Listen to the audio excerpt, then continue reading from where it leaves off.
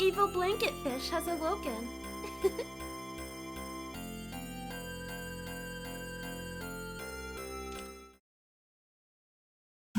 Alright. Looks like everything's coming in. We are live once again, and we're going to be continuing with Panzer Dragoon Saga. We are now on disc 4, the final disc. I don't know how long it is, so far we've been going through one disc a day. So unless this one is quite a bit longer than the others, I have a feeling we may be finishing today. But as I said, I don't know if that's the case. Let's get started.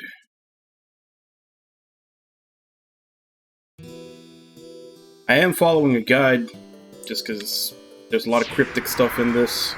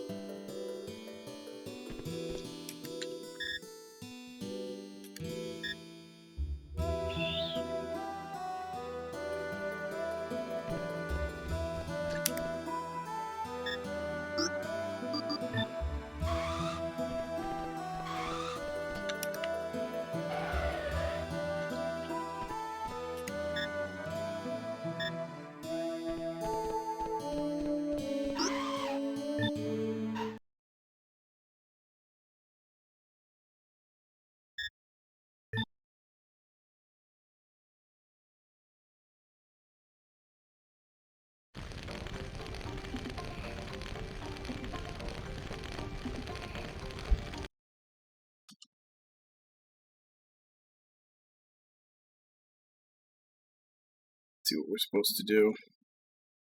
Caravan. Behind Biker's shop, give you a map showing the location's secret stronghold. This will add it to the world map.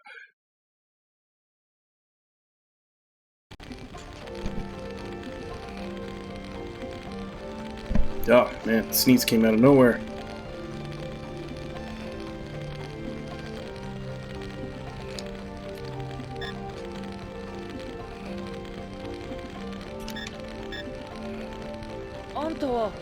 ゾアの町にいたシーカーだろ？無事だったのか？まあ、なんとかね。実はあんたのことを待ってたんだ。ガッシュに伝言頼まれてね。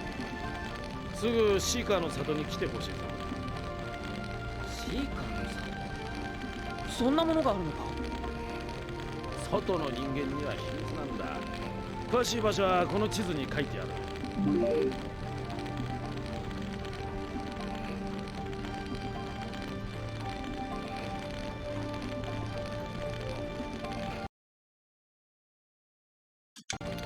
Okay, so not really anything else to do here. Let's check on the shop.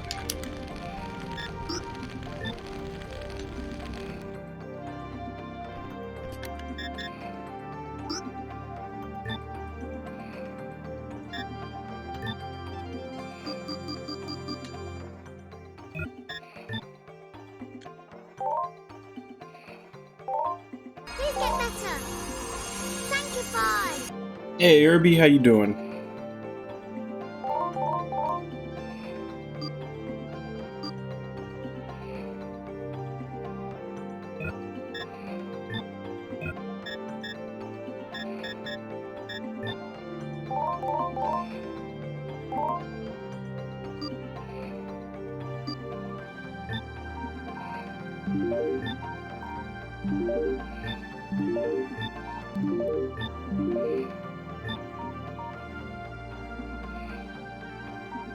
I'll keep one just in case it actually does something.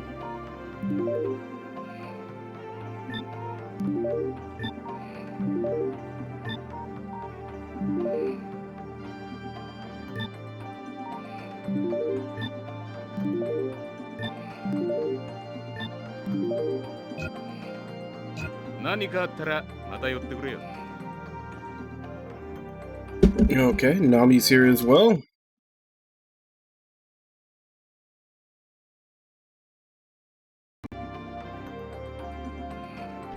Not much. How you doing today, Nami?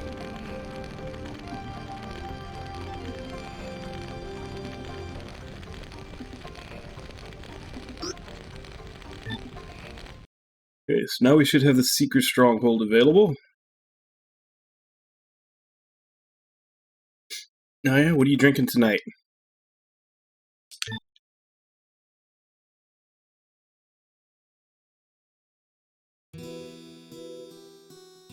よ、久しぶりだな。ガッシュ、一体どういうことなんだ。まあ待てよ。アゼルを収容する方が先だ。収容って。彼女は俺たちに任せてくれ。悪いようにしない。目覚めさせるための処置をするだけだ。Ah, okay. わかった。よろしく頼む。任しとけって。俺は広場の方にいる。話があるんだ。後で来てくれ。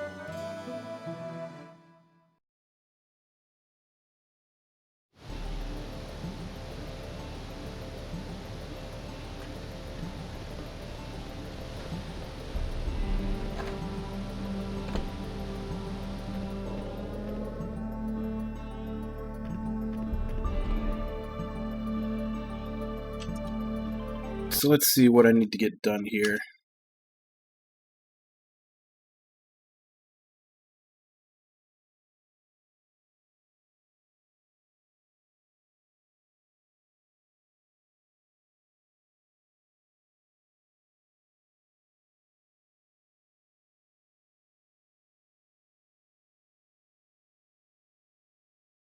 Well, the difference there is that I don't have Panzer Dragoon Zui. I could probably find it to emulate it. What was it on?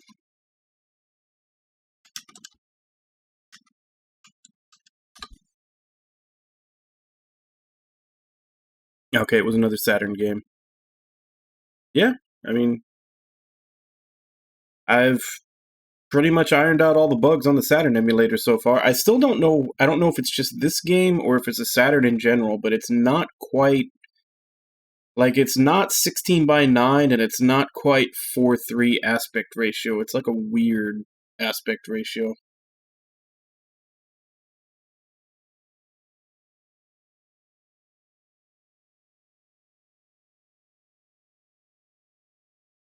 Okay, first things we need to find the shop.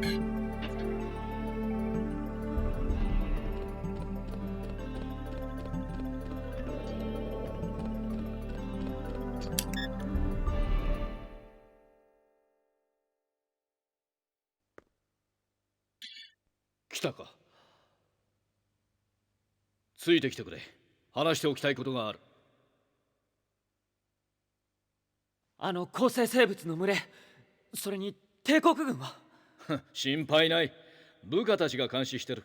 動きがあればわかるはずだ。部下？シーカーってのは高度に組織化された集団だ。世間にはただの盗掘者集団みたいに思わせてるがな。グリゴーリグ止まりました。帝国軍の残存部隊も撤退中です。わかった。現状を維持しろ。はっ。今は俺がそのシーカーたちを束ねてる。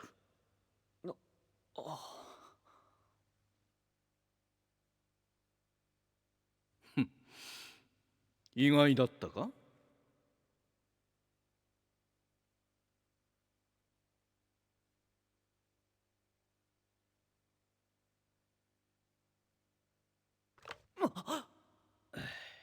誰もこんな人間がリーダーだとは思わない。シーカーって集団がまさにそれなのさ。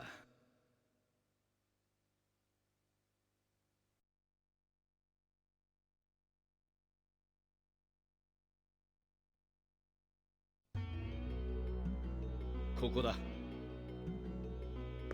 Yeah, but I've said it a couple of times, but even though, like, whatever drugs they were doing did produce some really good games. Especially like when they actually made JRPGs. Their JRPGs were always really good and broke the mold of what everybody else was doing. Because this is a really good game. じゃあ僕を助けてくれた時も。そういうことだ。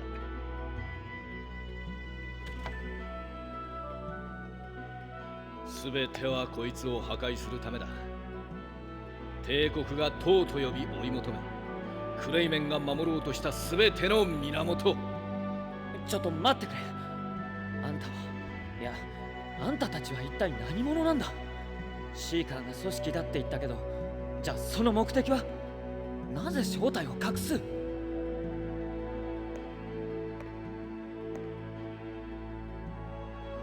全てはこの世界を取り戻すためだ。世界？そうだ。そのために党を、いや、9世紀の遺跡全てを破壊する。党破壊？だってあれは。クレーメンに聞いたのか。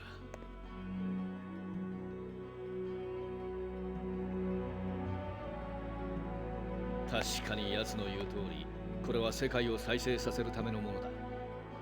こいつらに管理されていれば滅亡はない。だが生きてるんじゃない。生かされてるだけだ。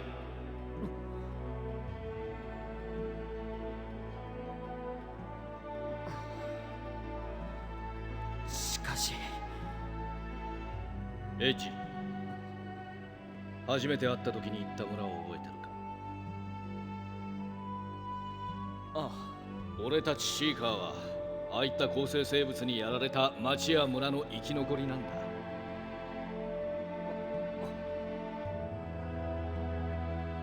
正義は俺たちにないかもしれん。だがエゴと言われようと何と言われようと、人間はあがく。俺たちも例外じゃない。そしてそのためにはアゼルが必要か？しかしそれだけじゃない。塔の機能を止めるためにはこいつが必要なんだ。ドラゴン？各地に散らばる塔や遺跡は過去に全てドラゴンによってその機能を奪われている。絶対の客人とはドラゴンそのもののことだったのさ。アゼルにはドラゴンを導いてもらう。彼女が協力してくれるのか？わからん。だが9世紀の亡霊に生かされ続けるのはもうごめんだ。俺たちがもう一度自分で歩き始めるためにはアゼルが必要なんだ。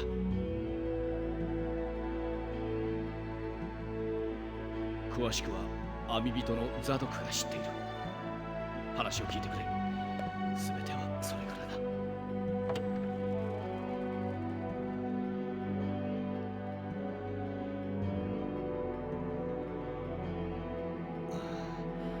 俺は他にやることがある。この場所は自由に使ってくれ。エッジ、お前戦いっぱなしだったんだろう。ゆっくり休むといい。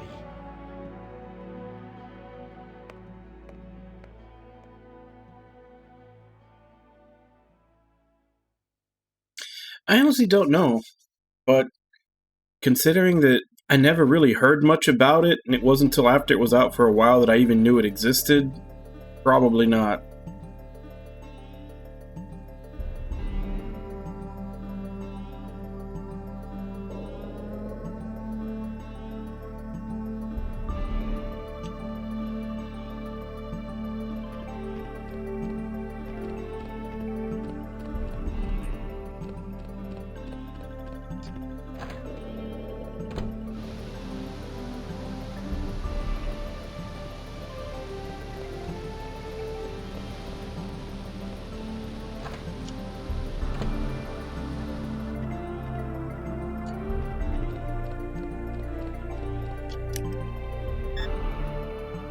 あんたがドラゴン乗りか。よろしくね。私は探索兵のラグってんだ。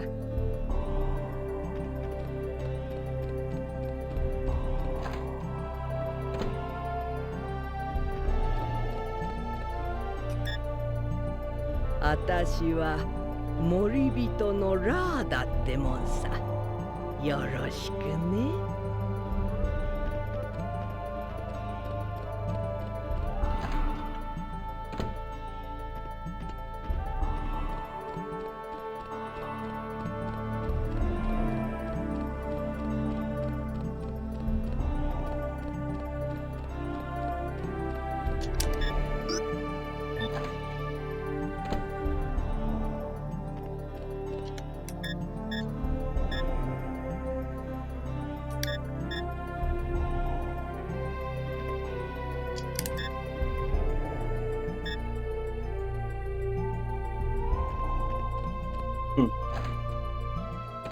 I have a feeling that's going to come into play later, but I have no idea what it is.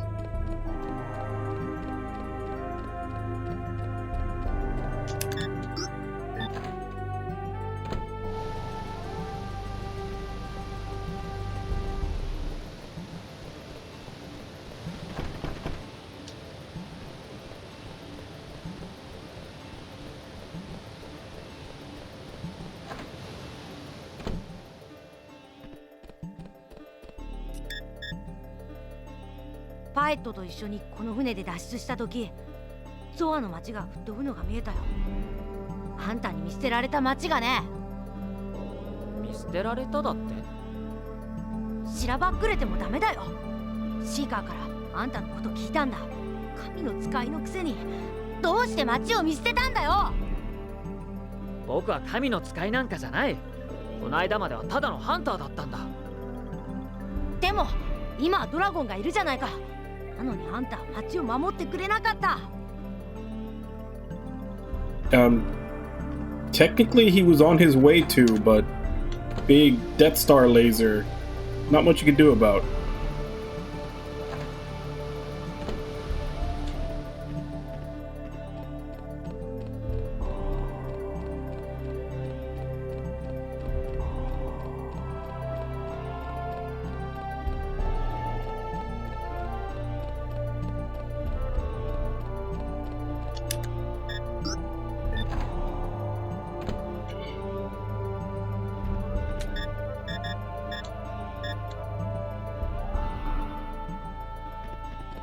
I have a feeling that might be the guy I need to talk to continue the story, so let's hold off on that. Right now I'm looking for the shop. Here we go. Yo!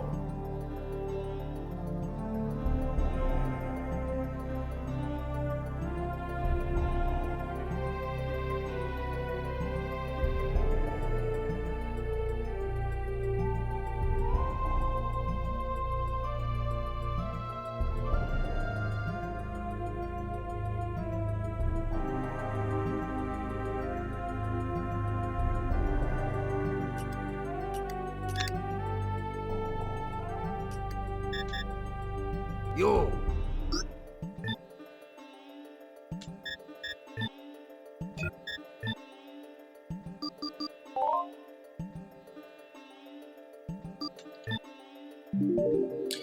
Apparently that's the only gun part you need for the rest of the game.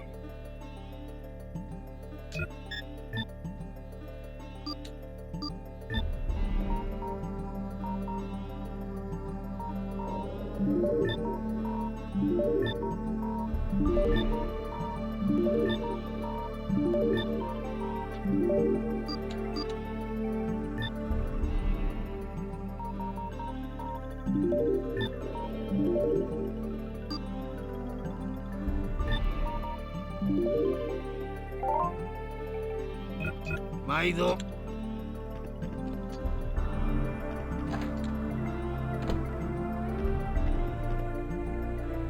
Okay, so we got that.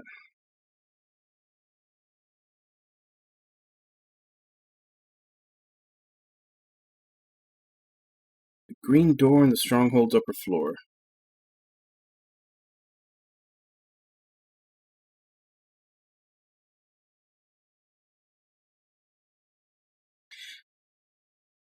Yeah, but I think they also tried to use 3D models as little as possible in Jurassic Park.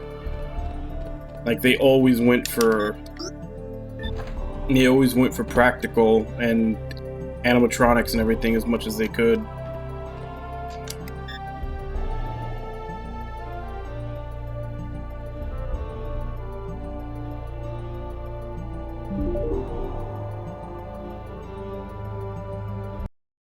Got that.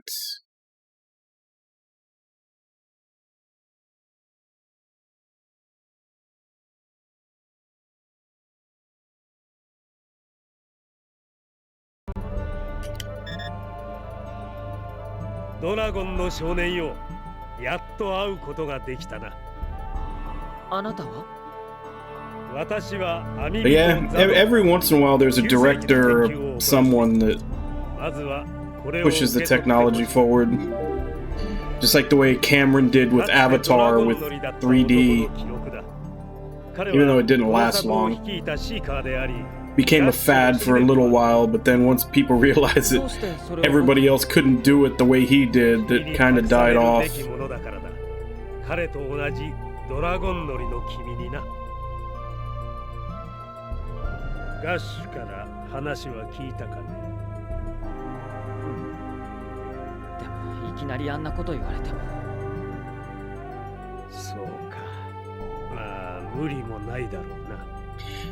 I mean, the story is nothing to write home about. It's, you know, your typical Dances with Wolves, Pocahontas. Like, it's a story that's been told a billion times before. But what he did at the time, like with visual effects and 3D and everything else, like that was the reason to go see it. Like it was a spectacle. Probably looks dated by now because it's been so long, but at the time it was mind-blowing. And then, like I said, it kicked off that craze where every big movie had 3D for the next couple of years until you realize that every other movie that stuffed it in there did it like half-assed, where it was just like, because the way he did it in Avatar, you were using 3D to see depth in the world. Like you were like staring down from the sky at like a rainforest and seeing how deep everything is and all the, like you were basically being immersed in the environment. Where once cake started coming out, like, oh, every big movie has to have 3D. It was literally back to just the shitty little movie tricks of like someone throwing a ball and the ball going towards the camera, and it's like, woo. And that was like, that's the shitty way to use it.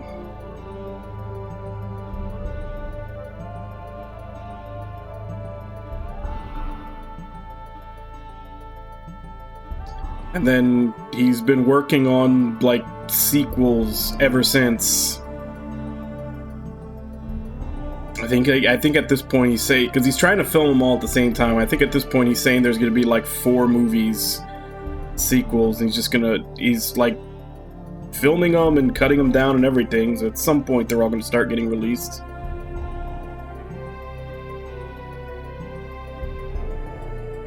Yeah. But that's what I'm saying, like even Star Wars, like the original trilogy still looks pretty good. And I'm not even talking about like I'm talking about like the originals before they started with all the fuckery of adding shit with CGI and everything. Like practical effects just age better. Like practical effects age better the same way like something with an art style in a video game ages better than something that's trying to look photorealistic. Like one of the ones I always talk about, like Okami, because Okami's art style tries to look like a Japanese watercolor painting. Like that game is gonna look beautiful forever, or anything by Vanillaware, because it's trying to have its own art style first. Like those games are gonna look good forever. You may have to remaster them and up the resolution to match whatever the standards are, but you can remaster and re-release those things forever. They're still gonna be gorgeous. Whereas something that's using 3D models to try to look photorealistic from like 4 years ago is gonna look dated by comparison to stuff that's coming out now.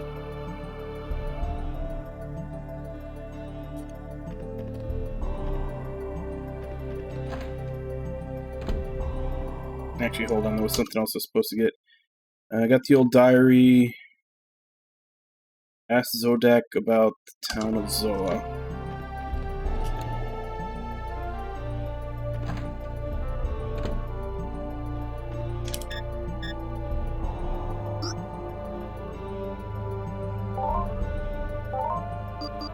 守り火については調べがついている。同様の発掘品に関する記録があるのだ。これを読んでみたまえ。全ての Might as well go コン through ト them ロ all. ールする場所だ。君のドラゴンがセストレンを破壊したとき、世界は9世紀の意志から解放される。世界管理の意志を無に返す鍵だという。しかし、その実態は不明のままだった。君のドラゴンを指す言葉だと分かったのは我々の世代になってからのことだ。塔の守護者として創造された存在だ。ただし君のドラゴンだけは違う。塔の破壊を目指す唯一の個体なのだ。ショック状態を解除する処置を行った。間もなく目覚めるだろう。塔はセストレンに通じる道でもある。それを開くことができるのは彼女だけだ。9世紀の意志は滅びたわけではない。今でもこの世界を縛り続けているのだ。構成生物はいわば塔のしもべだ。純血種ほどその指令に忠実に動く。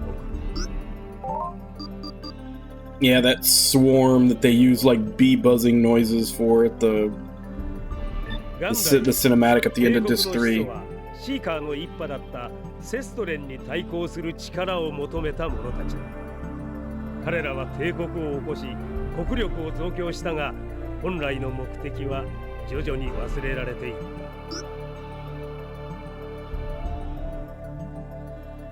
た。 And that's what I'm saying. That's because it's mostly practical effects. Like there's very little full CG in Jurassic Park. Even a lot of the ones that look like they're CG models, they had like a puppet on hand and then they touched it up with CGI. Sometimes Emu has you know, they can have glitches. And also it's just it's more of a nostalgia thing.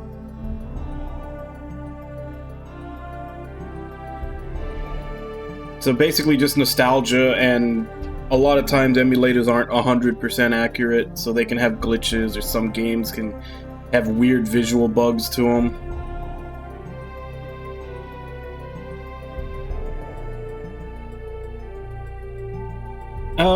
Depends on what kind of puppets they are. Like what are they doing? 我らはこのような里を各地に持っている。里は遺跡探索の拠点なのだ。スキアド・オプス、すなわち影の目。里を率いる者に与えられる名前だ。そしてその正体と組織力は常に隠される。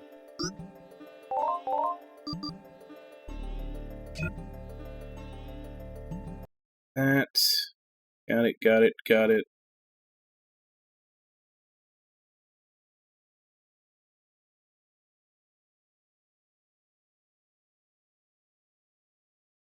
Now we have to go talk to Azel.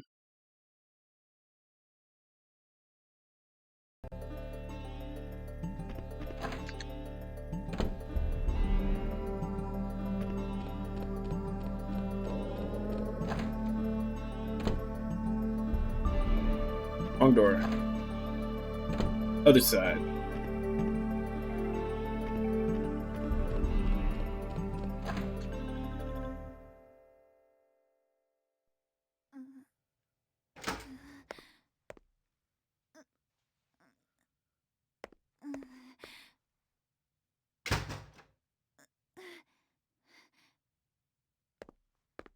Yosua?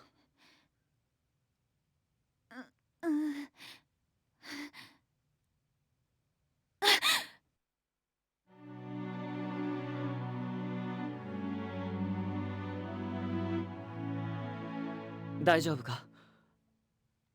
うなされてたみたい。 Okay, negative about Sega. They had a horrible fucking marketing team. 悪い夢でも見たのか？ That was their biggest problem. あの人を殺したの。 Actually, no, I'll wait till after this scene is done to get into it. 夢？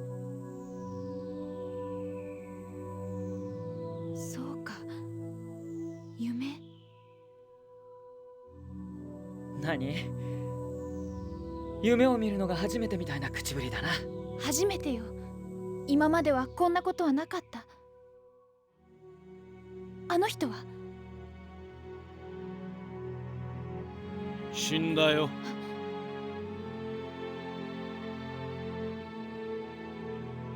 クライメンは構成生物に殺された。だけど奴は本望だろうよ。自分の主張通り間引かれて死んだんだからな。あんたが起こした構成生物にな。ガッシュ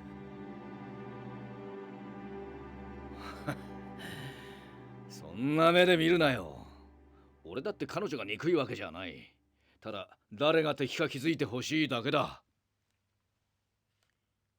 現れました。方位072500リオン。ものすごい数です。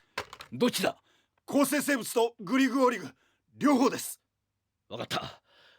すぐ監視隊に行く。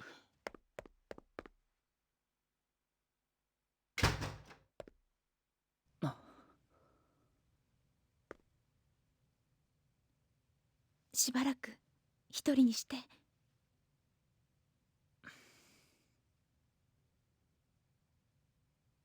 ちょっと待って。まだ名前も聞いてなかった。僕はエッジ。エッジ、ありがとう。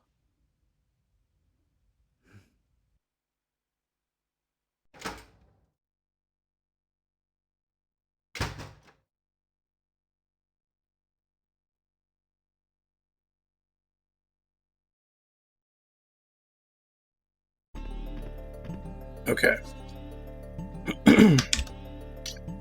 So, Sega has always been kind of plagued with good ideas and bad decisions. Like they have so many iconic series under their belt. It's almost like they're a mixture of Nintendo and Konami for how they fuck things up. Like, Konami just sits on all their best properties because they don't care. Like, they're literally, like, current, like, modern Konami. They're literally, like, the fucking meme of, like, business, where they're like, oh, you know, why would we spend money on this to make $10 when we can spend money on pachinko to make $50? So everybody's like, oh, we want more Castlevania. Oh, here's a Castlevania pachinko machine. You're welcome. Like, they literally only care about maximizing profits. And they will basically abuse all their former properties to do that. Now, the reason I say they're mixed with Nintendo is Nintendo a lot of the times has no idea what the hell is going on in the outside world. And the reason I say it's a combination of both is because Sega has this bad habit of sitting on popular properties and not doing with them anything with them for decades because they don't know they're popular or they don't know they have a following. And even when they do bring them back, they don't a lot of times they don't understand what made it popular in the first place. Yeah. Like Phantasy Star, the original Phantasy Star games, despite the fact that 2 and 3 were rough. Like 3 especially. 3 was a whole different team. They handed it off because the original Phantasy Star team was working on Sonic the Hedgehog. And they handed it off to like a B team. And 2 is kind of remembered as just being a horrible grindfest, whereas the first one was remembered for being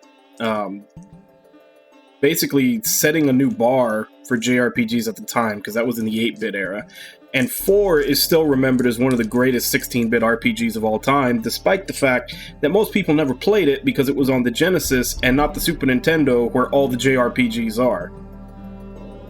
And even that comes down to another example of what I was saying earlier, is that Sega kind of feels like modern Nintendo, and I always joke about modern Nintendo that the reason they're so far behind in their online infrastructure and everything, I always make the joke that every 6 years, like I almost like it's a Dr. Seuss story. Like every 6 years, a Nintendo executive will take a couple of steps outside of the headquarters and look around and look at the billboards and the stores around them, and if they see something, then they'll go back in and tell the other executives, hey, the outside world is doing this now. And it kind of feels like Sega is almost that ignorant of what their fans want sometimes. Like, even going back to then, Genesis and Super Nintendo era, they were insistent, like, our system is for arcade games. People care about arcade games, that's what we care about and nothing else. So it was a great system for, like, side scrollers and shoot 'em ups and all that stuff, all the stuff that was in the arcades at the time. But there was a huge, massive boom of JRPGs, because even though you could get arcade stuff at home, I mean, let's be honest, back then the Genesis ports were close, but they were never quite there. You were always better off going to the arcade if you wanted the full experience.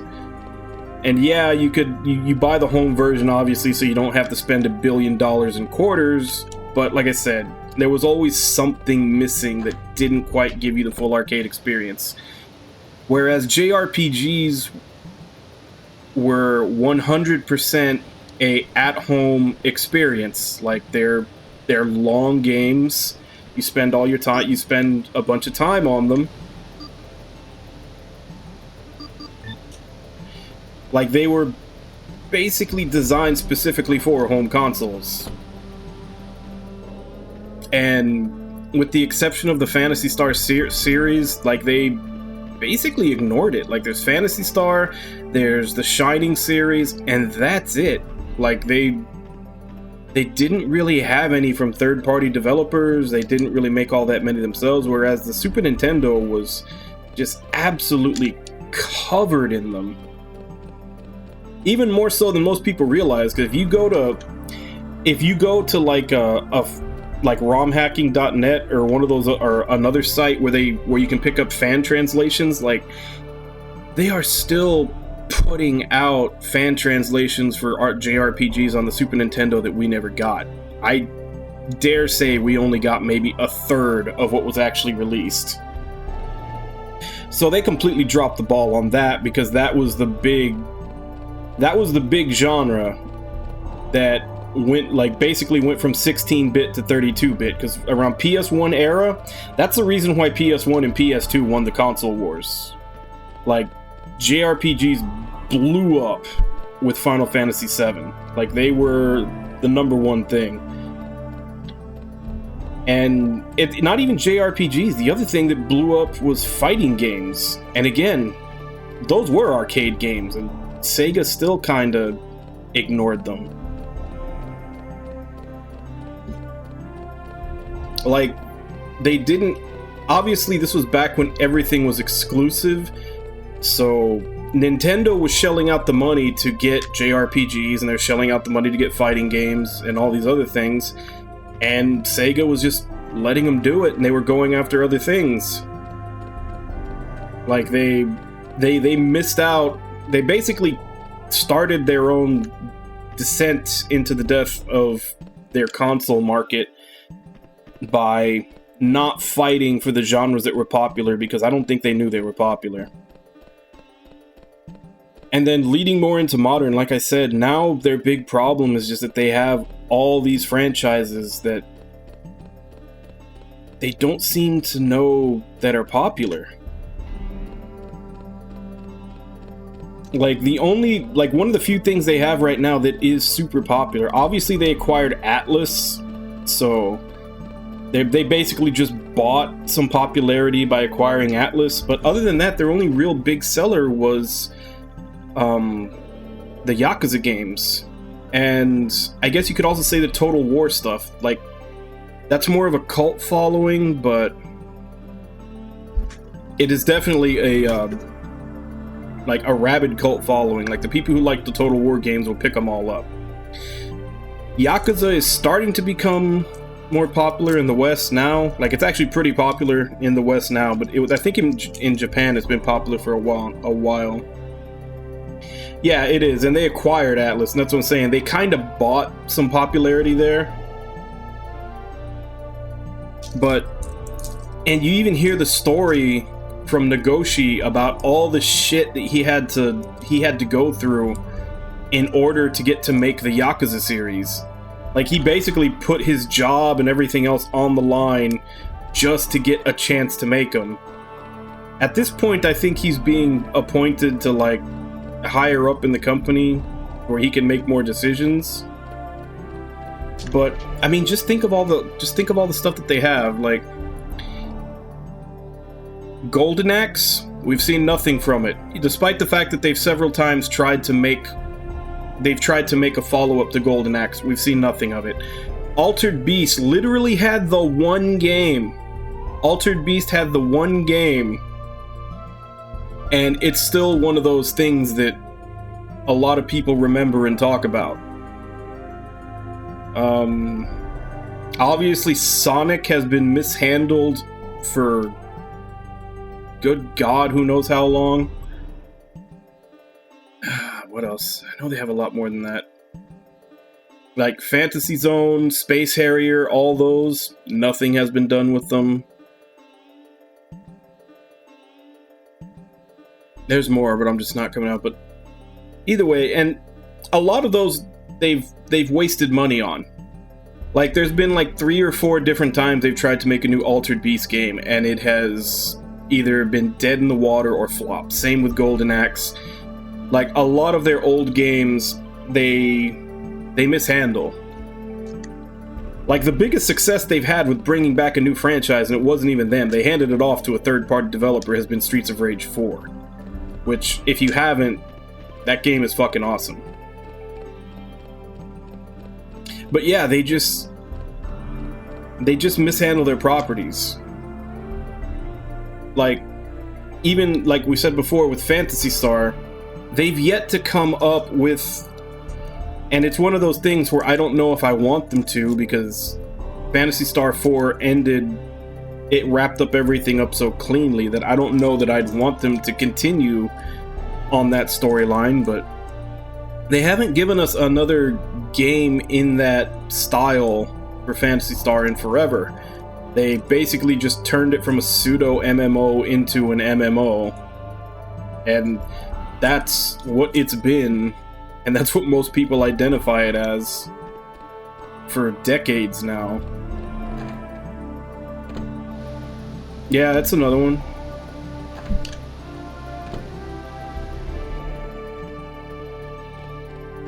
That's to say, I know there's a lot more that I'm not thinking of. If you just look up Sega properties, I'm sure there's a whole bunch that I missed out on.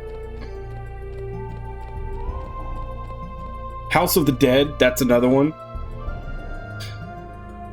Like, we had this giant boom of zombie games. Like, all throughout the 360, like the PS3 360 era, probably like leading into the PS4 Xbox One era. Like, we had this huge resurgence of zombie-based games, and there was no House of the Dead. I think they might have done a shitty port, but that was about it. Like, there was no new House of the Dead game in all of that giant craze of zombie games that we had, especially zombie shooter games.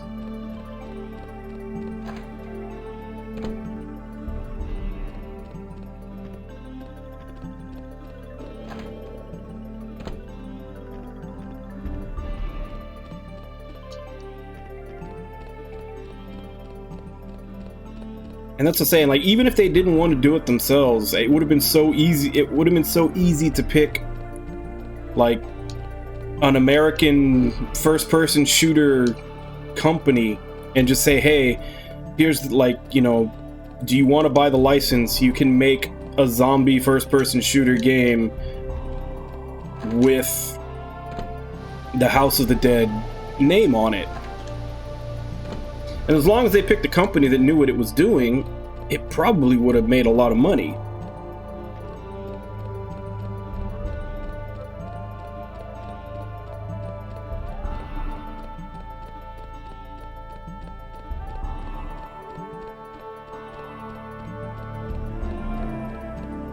But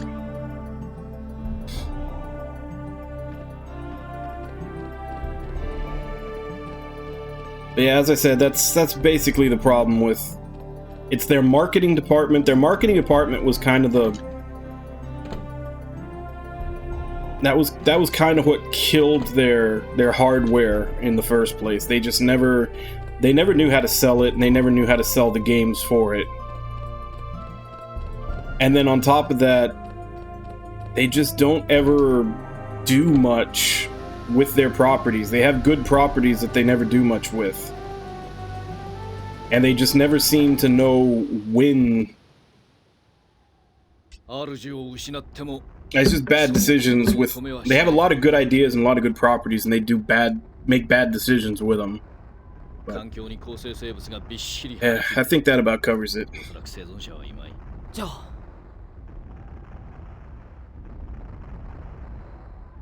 Shenmue, I think, was an issue on money. Like, they gave Suzuki way too much creative freedom with Shenmue, and he spent way too much money making those games. Like, that's actually one of their biggest mistakes, is giving him free reign to do stuff. Because there's even the story, like, I don't know if you remember, there was a fighting game, a Sega-only fighting franchise called Eternal Champions that was... It was basically sold on its blood and gore, kind of similar to... It was like Mortal Kombat, but more gory. It was actually kind of fun. I had both versions. I had the Genesis version, I had the Sega CD version. The Sega CD version had fatalities on top of fatalities on top of fatalities. Like, there was just so much in that game, and it had so many damn characters, and it was really fun. Like, it had a lot of joke characters and joke kills. Like, it had a pretty good sense of humor with all the stuff, and it was well received. Like, it was a pretty big deal. Like, I don't know how well it did in Japan, but in the West, it definitely sold really well. And the story goes that the developers wanted to make a sequel. They wanted to make an Eternal Champions 2. And the reason that they got turned down, and this is one of the reasons why I say they gave Yu Suzuki way too much free reign, because no business in their right mind should be making this decision. Yu Suzuki was making the next Virtua Fighter game, and Eternal Champions outsold Virtua Fighter. I think it was Virtua Fighter 2. And I think Eternal Champions outsold it and made more money. And he was making like a revision to it, like, you know, one of those like 2-point, like Virtua Fighter 2 Champion something. I can't remember what the name of it was, but it was like the revision version where they tweak it and add a couple of characters or something. But he was making that, and he didn't want his game to be overshadowed by the American game, so they wouldn't let them make it. So they said no to the game that made more money so that it wouldn't make the game that made less money look bad, just because they didn't want to hurt this guy's feelings. And then, like I said, they gave him all the money in the world to make Shenmue, and I don't think it made that money back. Like, those were a couple of other nails in the coffin for Sega at the time.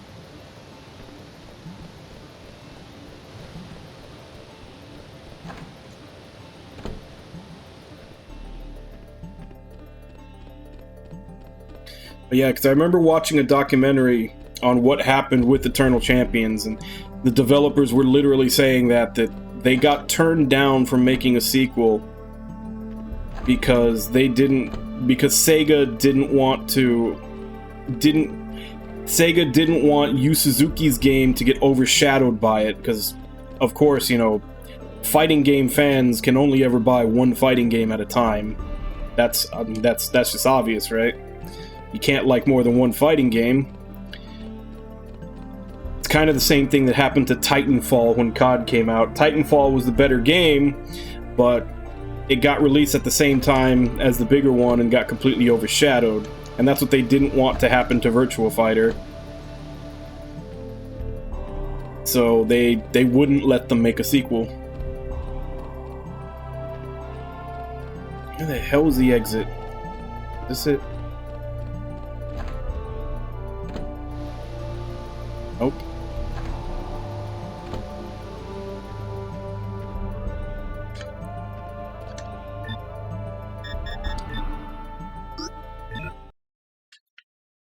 Let's do it that way.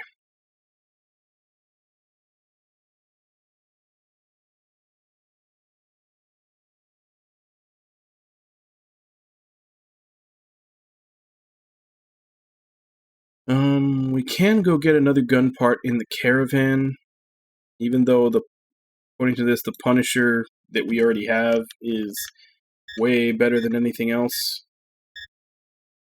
I guess let's go get it anyway.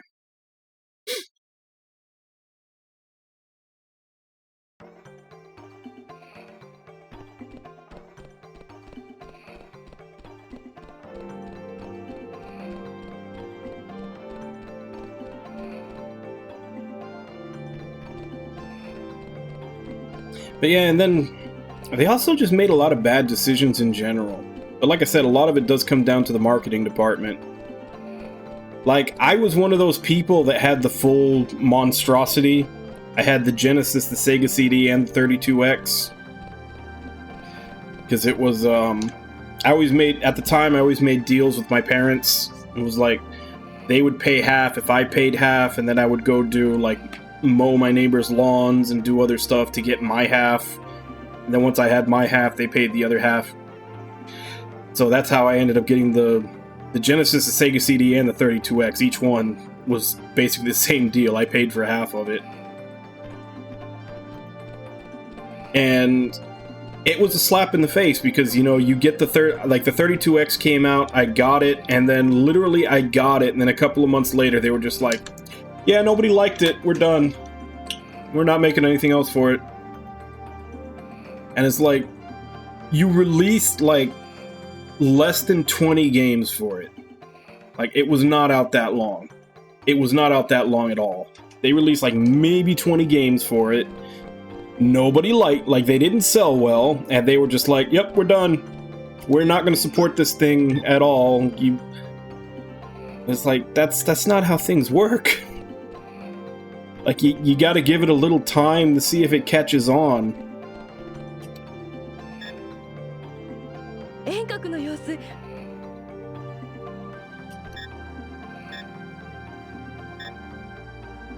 あの子、すっかり元気になっただろ?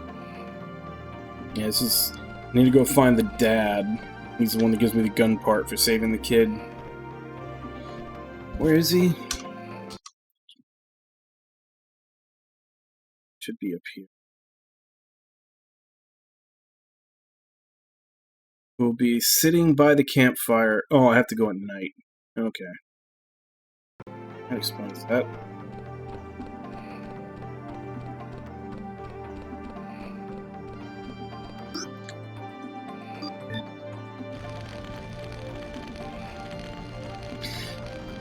But yeah, that was the reason why I never bought a Saturn, was because of that. Because I got a 32X and I was pissed that they were basically like, oh, this wasn't an immediate overnight access, so fuck this, we're done with it. And I was like, I literally just bought this thing, and now there's no more support for it. So I skipped the Saturn in favor of a PS1. I did buy a Dreamcast, which felt like almost the exact same thing happened. Like, they just gave up too easily. which is weird because during the Genesis era, they fought so fucking hard. Like, they had the jump on everything because they were the first ones to go 16-bit. But then when Nintendo jumped in with the Super Nintendo, like, they fought hard. Like, they were going at them. Like, you know, as you said, Genesis does what Nintendo don't. Like, they were, like, their advertising was going right for the competition. And they were putting out, like, a lot of those games that came out during the Super Nintendo versus Genesis era. Like, they made a lot of good games. A lot of their best ones happened at that time. Wait, did I even get the part? I wasn't paying attention. No.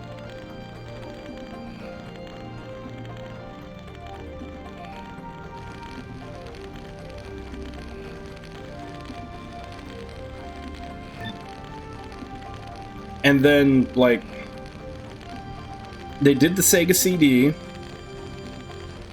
and it didn't succeed, but I don't know the actual numbers. It didn't succeed, but it had a lot of really really good games on it, a lot of stuff that was critically acclaimed, and I think it sold fairly well.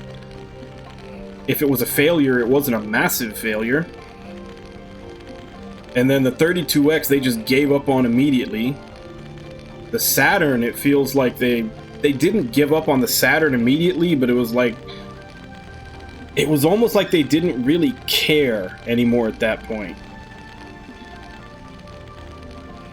Like, Sega during the Saturn era kinda almost feels like Microsoft this generation, where they're just like, we put our console out there, buy it if you want to, if not, fuck it. Like, that's almost the vibe that they were during the Saturn era. Like, they just weren't trying. Like, like, the advertising just wasn't there. Like, they weren't pushing anything as hard as they used to. And then again, like I said with the Dreamcast felt like what they did with the 32X. They put it out there, and it feels like they just gave up immediately. Despite the fact that the Dreamcast had really good games, they just, like they put it out there, and then a couple of years later, they were like, fuck it. We're done. We're out. Like, they just had no fight in them left anymore.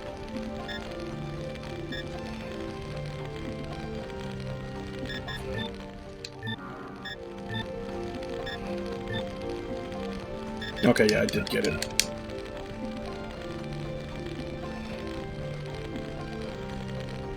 Alright, so now we're off to the Forest of Zoa.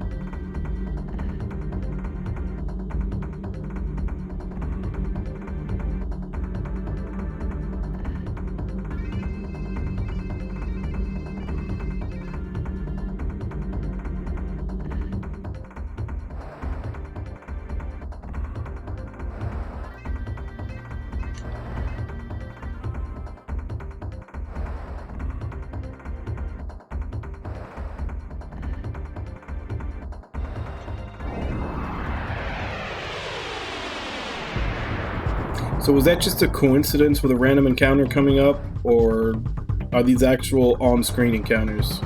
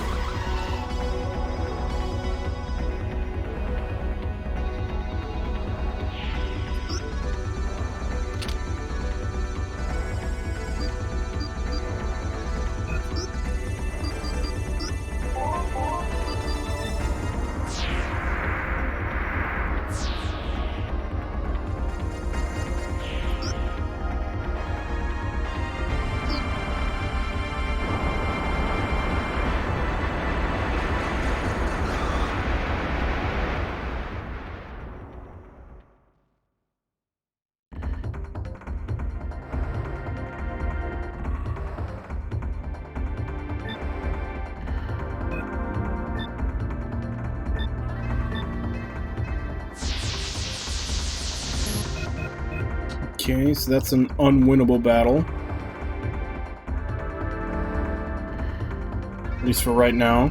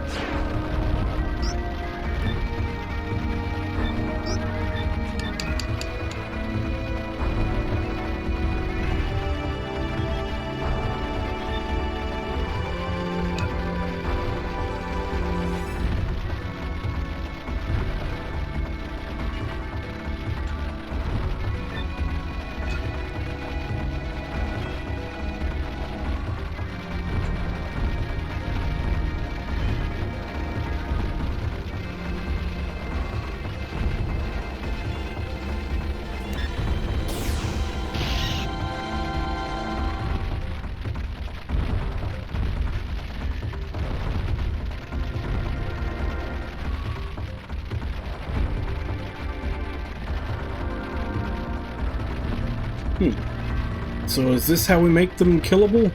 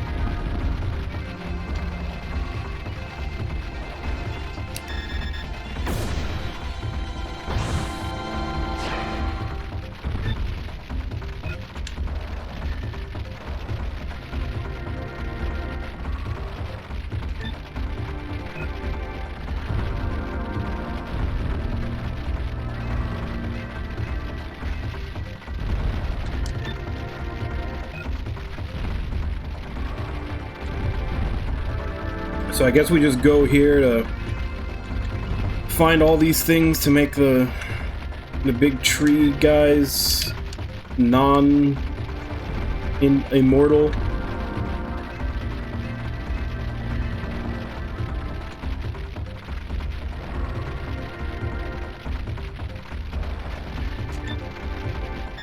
That's another exit.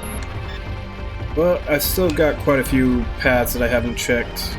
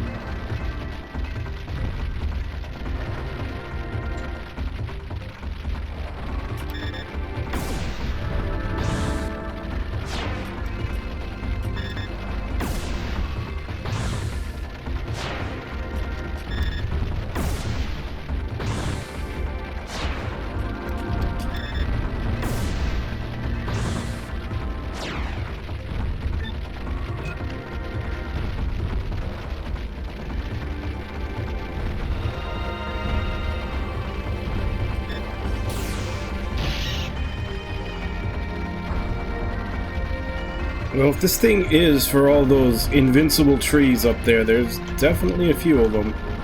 'Cause I think that's the 5th one I've deactivated.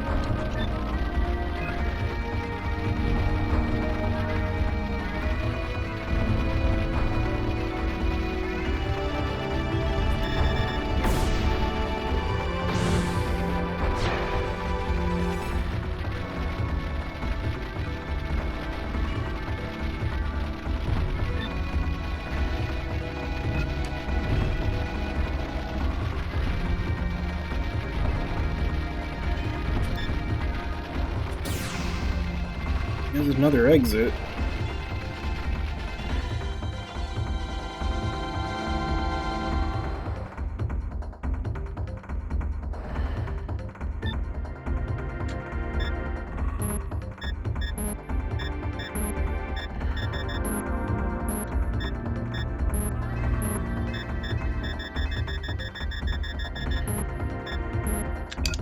Damn, this is a big map.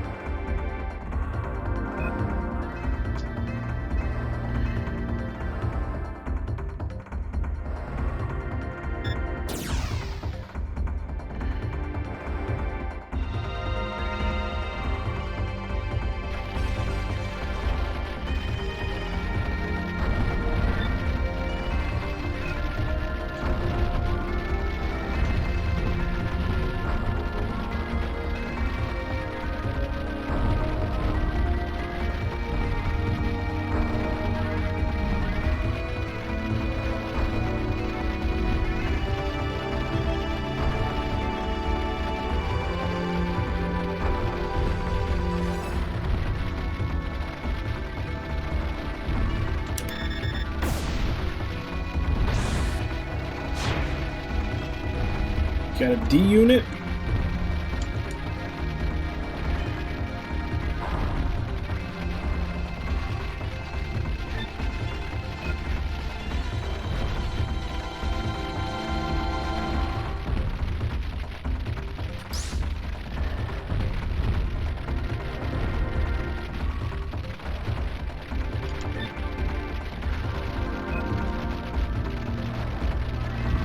Okay, so we need to wait until we have Dragon level Laser 6 to get open that.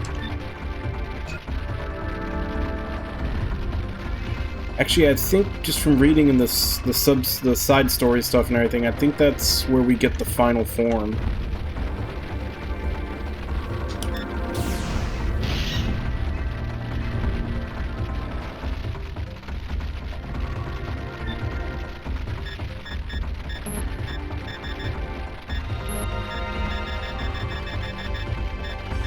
So that's blocked.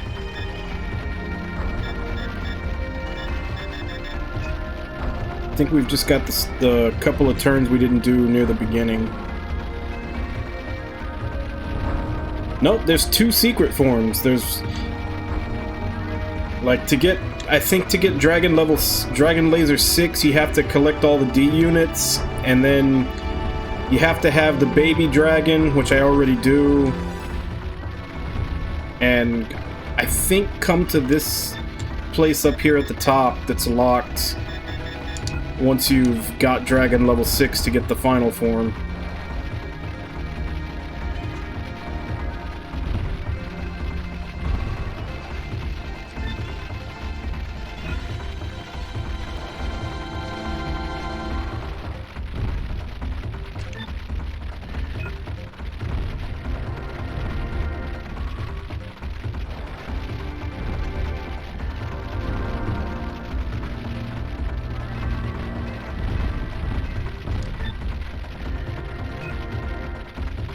I think we've already come up here, but let's just finish that wall on the map.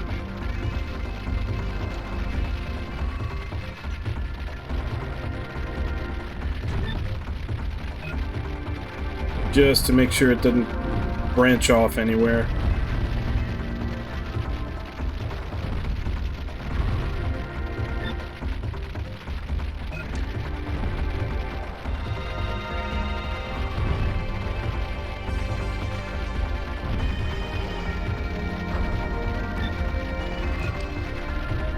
And I'm assuming once we've shot up all those little...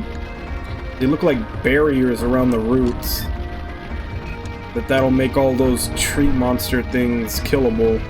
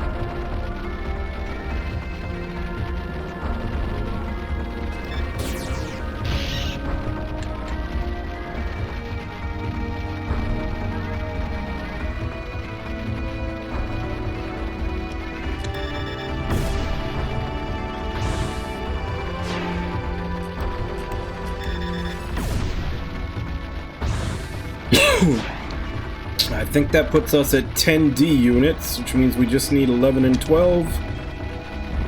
And we can get the second to last form.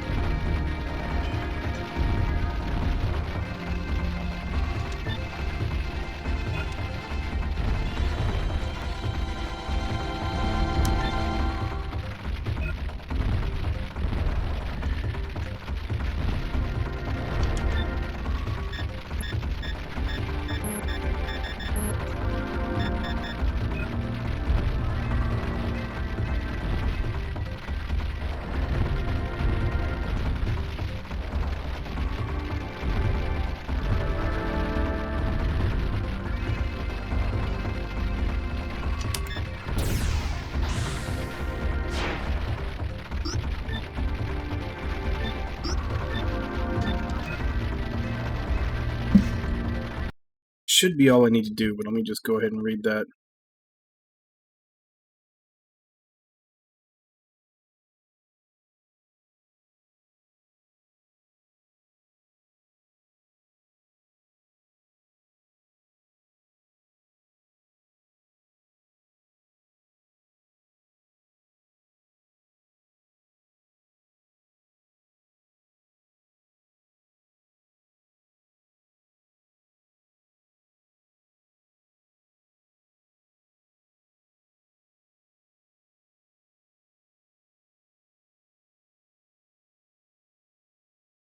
And we're supposed to go and destroy the roots.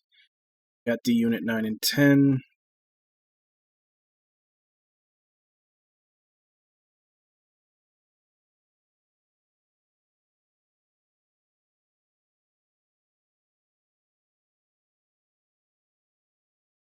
Okay, yeah, now all that's left to do, we go back up top, we kill all those plant monsters, and then we go fight the boss.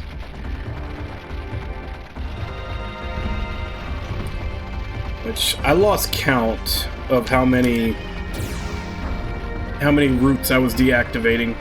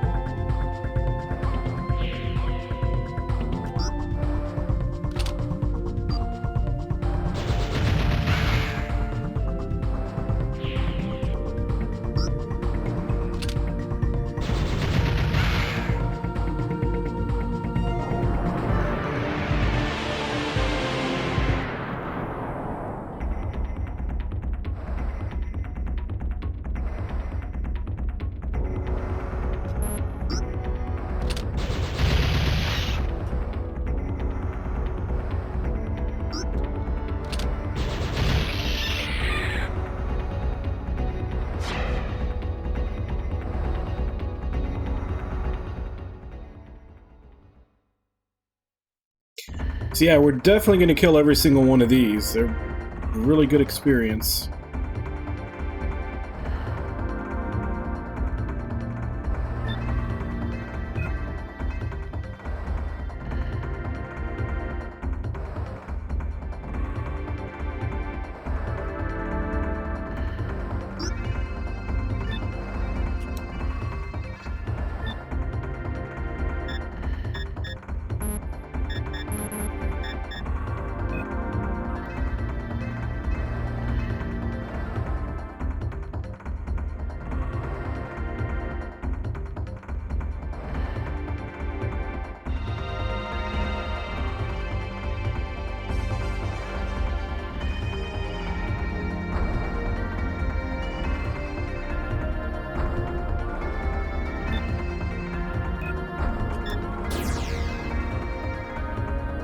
Go in and out just to get it marked on the map.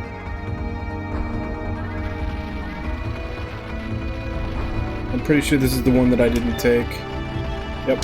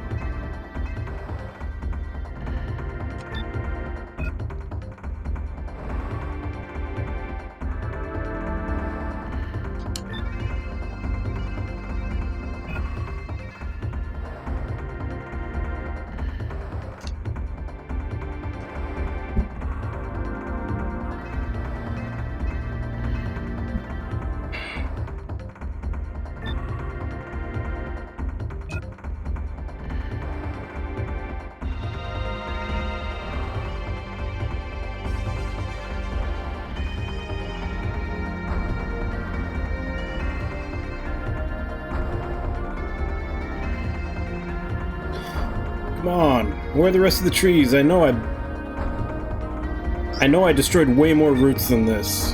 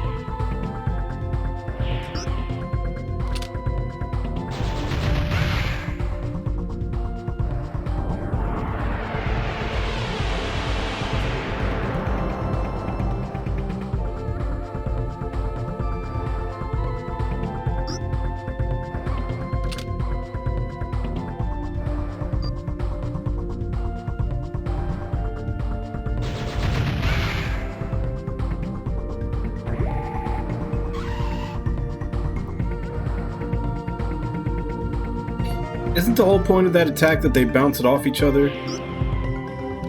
Who did he bounce it off of to hit me? The guy was dead.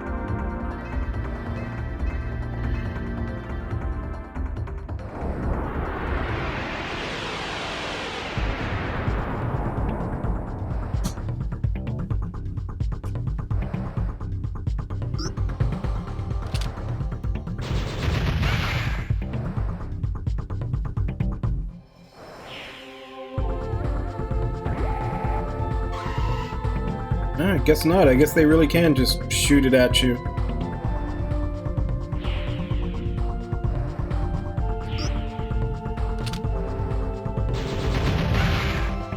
I always thought they were bouncing it off the other one to go to you.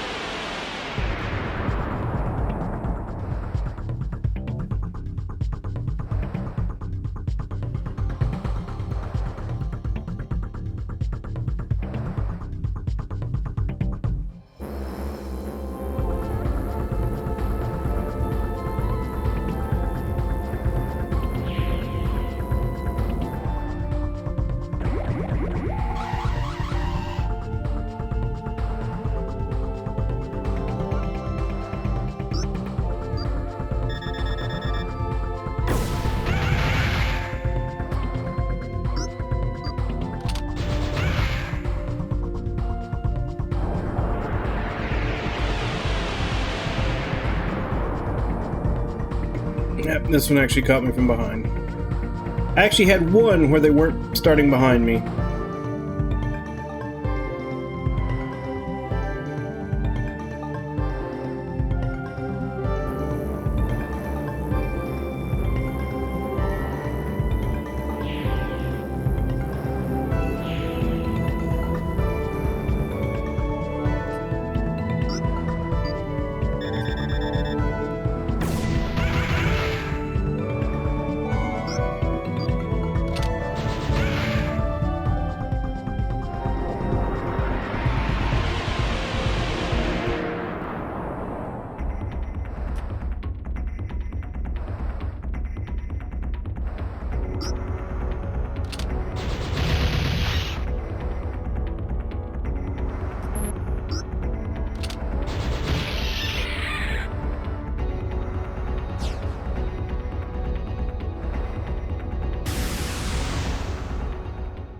Level 44.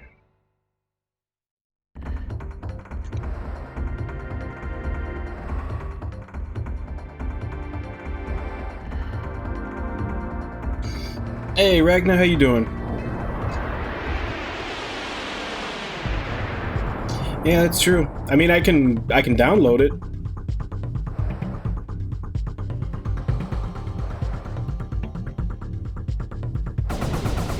I hit the wrong direction.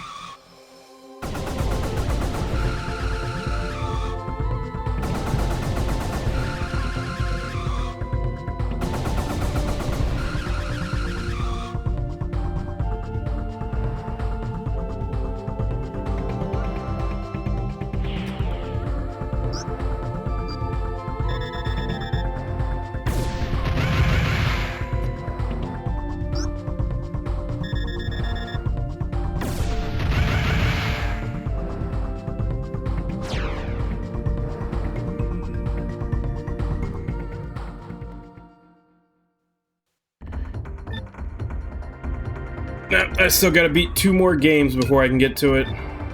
Not including this one.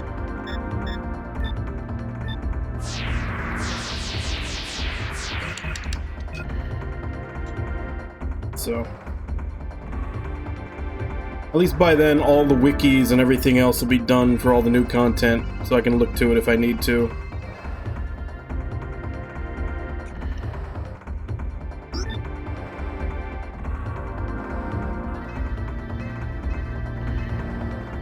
I think that might be all the trees. Time for the boss.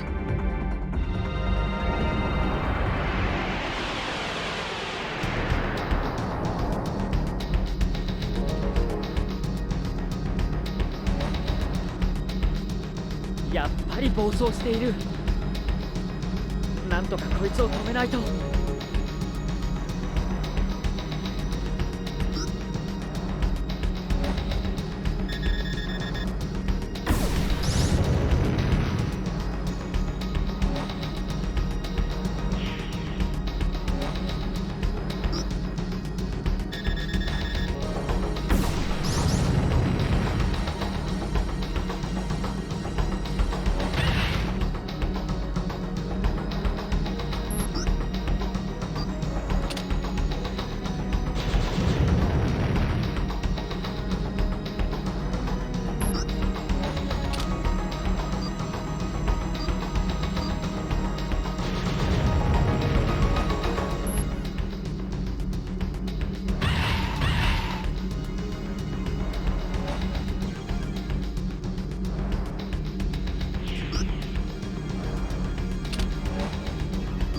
Alright, it's not open anymore.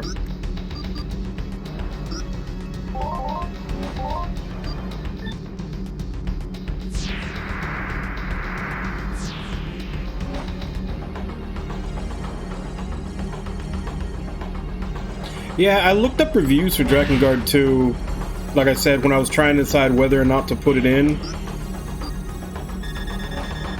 And that's all I kept hearing, is that the story, like, whereas the first and third game, the gameplay is not great, but you're playing it for the story, that 2, the gameplay is a little better, but the story is terrible. Or nothing special.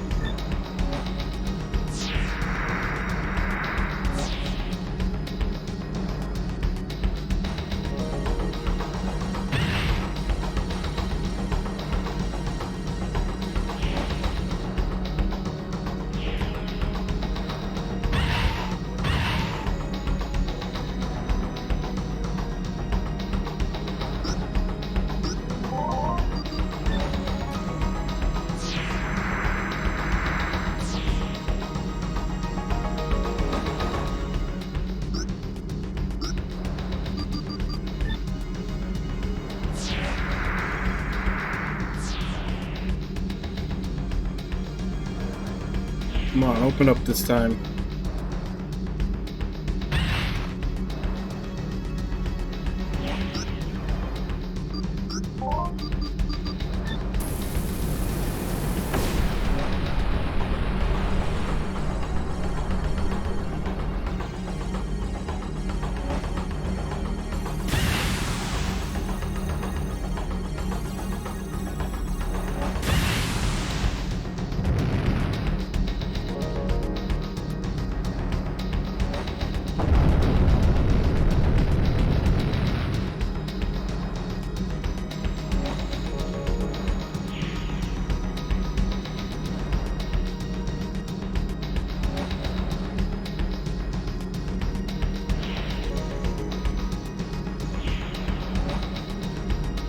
Stay open this time.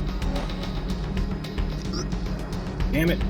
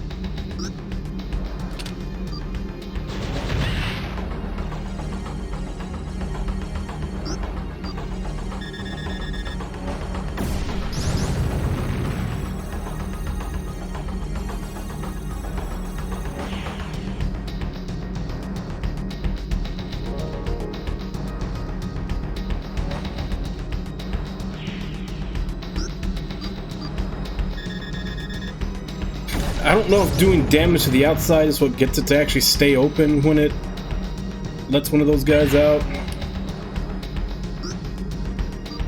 Maybe it is. 両側の構成生物が直接エネルギーを送ってるみたいだ。あの方の正面は危険だな。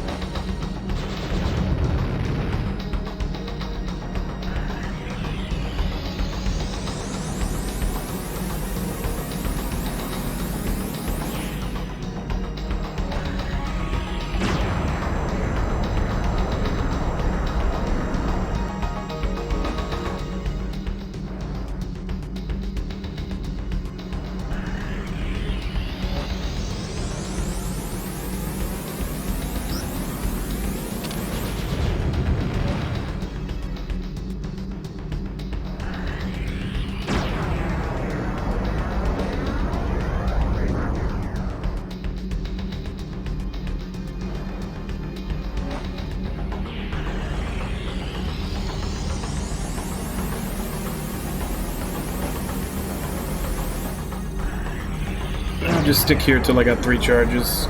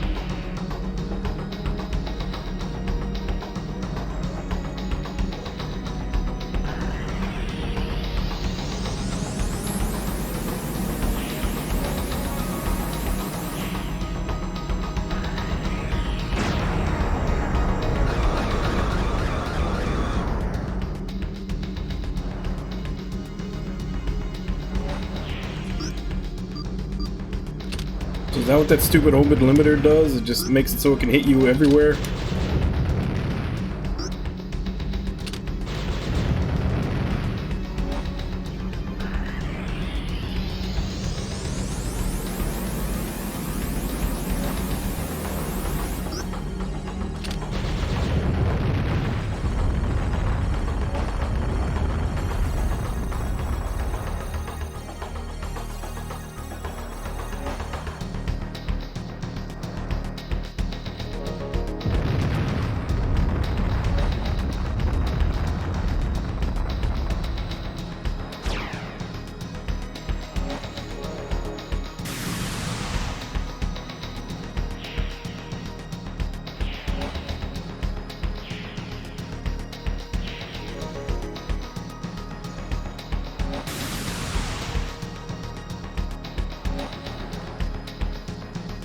believe that's laser rank 5. Means once I get the last 2 D units, I'll go up to 6, and then I can go get the final one.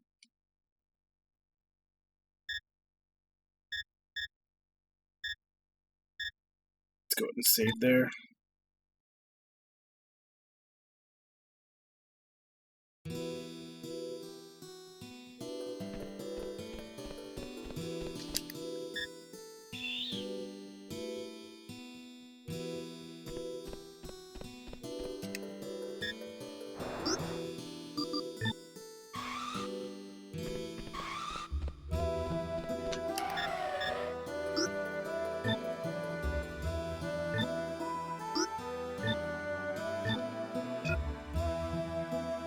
Alright.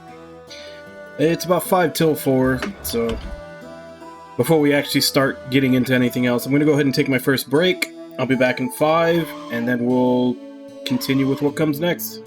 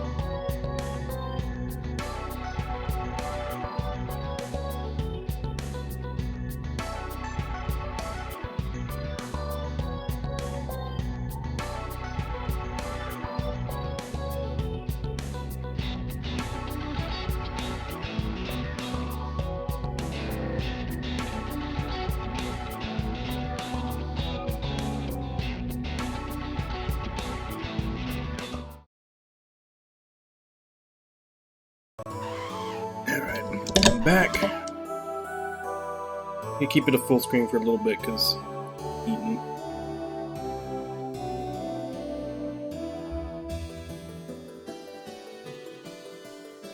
So apparently now that we've beaten that big ass battleship, some more stuff we can get in that area.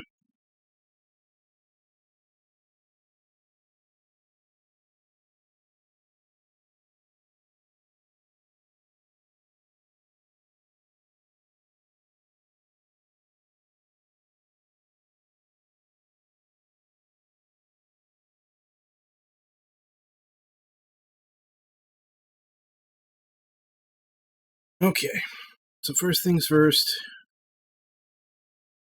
Forest of Zoa.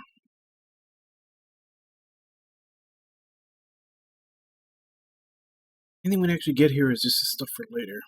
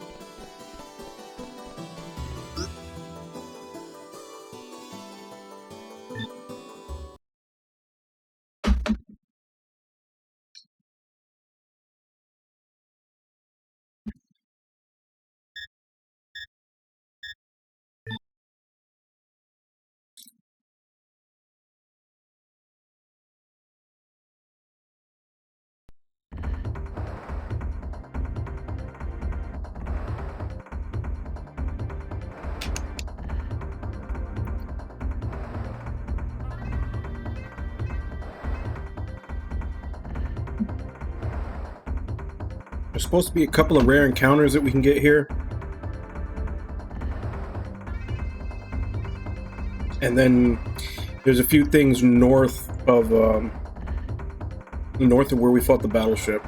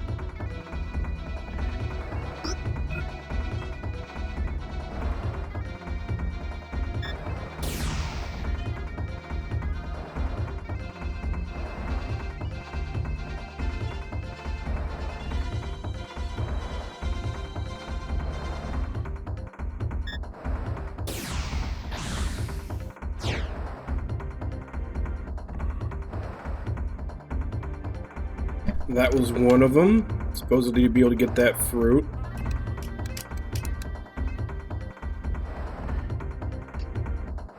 And there's supposed to be entrances. I think that's it.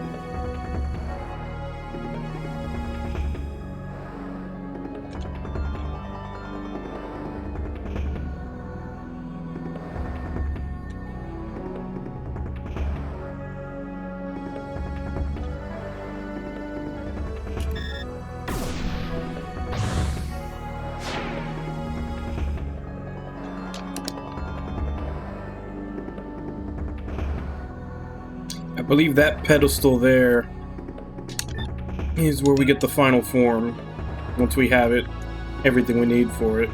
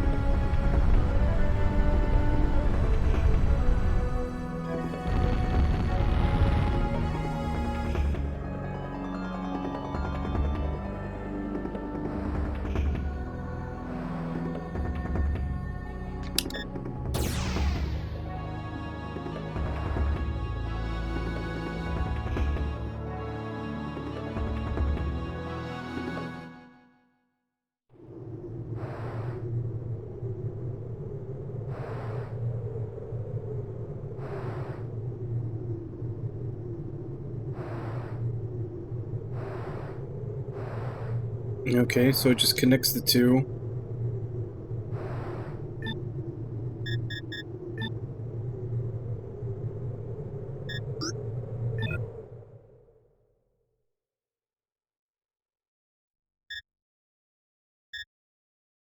That's a long connection, though.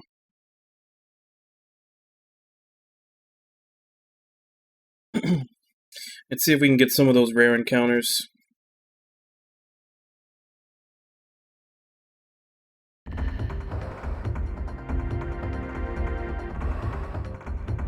Hopefully, because some of the rare encounters, the whole reason is that they give a crap ton of XP. So hopefully that's the kind that this is.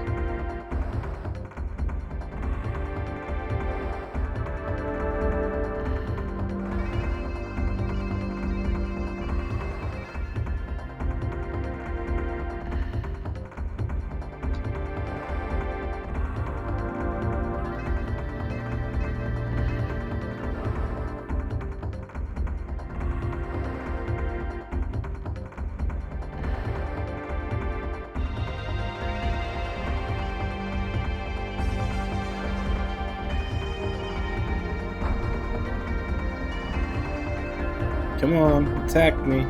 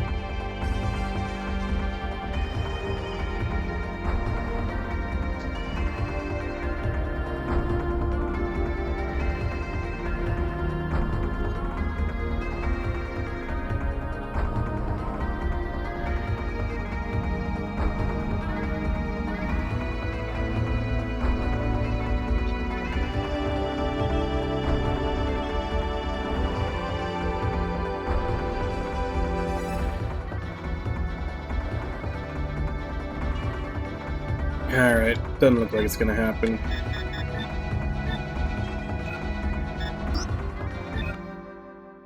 Let's just continue with the story then.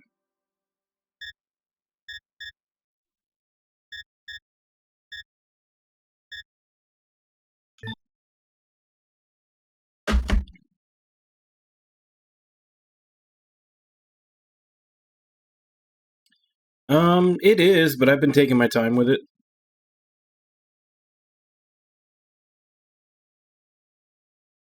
Like, I'm following a guide and I'm doing pretty much everything.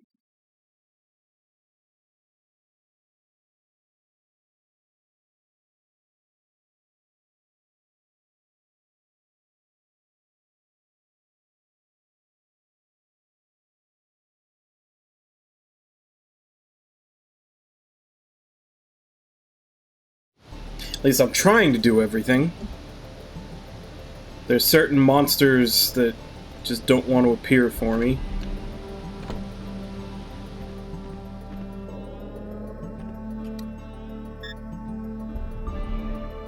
行っちまったよ、あの子は。人死にが出たの気にしたのかね。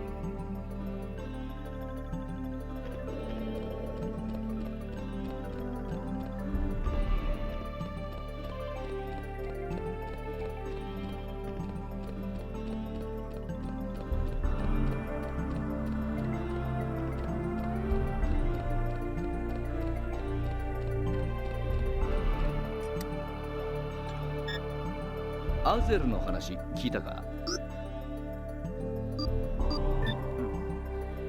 一体どこに行ったんだろう。わからん。今資料庫を調べてるところだ。昔の記録に手がかりがあるかもしれない。彼女も旧世紀の産物だからな。アゼル、どうして？彼女は塔を開く唯一の鍵だ。そして俺たちが塔に行きたがってるのを知ってた。彼女にとってあそこはクレイメンが死んだ場所だよ。そいつは分かってるんだが、ちょっとばかり話を急ぎすぎたかな。とにかく僕はアゼルを探してみる。ああ、お前に任せるよ。And then according to this, because they really don't tell you where she went, but yeah, according to this, she's in... Damn it, we have to go back there one more time. She's in Uru, the underground. Thought I was done with that place.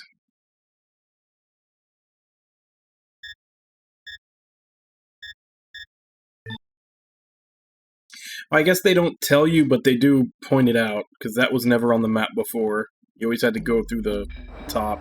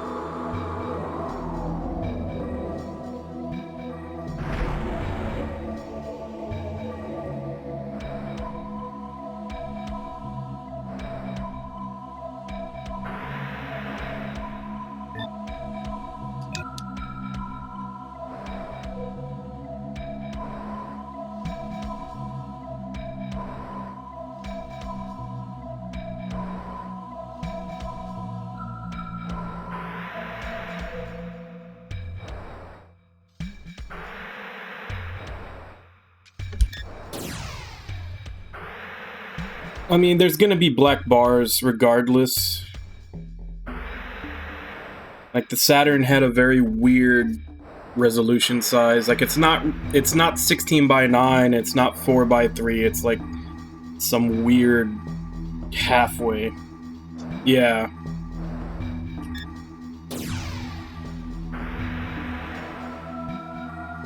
I don't know if it's all Saturn games or just this one, but it's got a very weird resolution to it.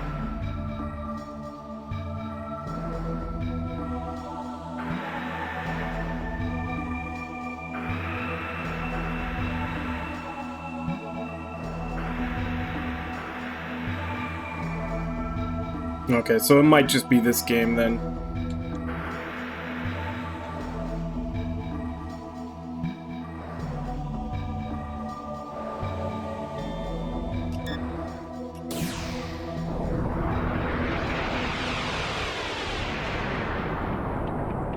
Because like right there, if you'll see, when the screen flashes white that we're doing an encounter, it fills up the whole thing.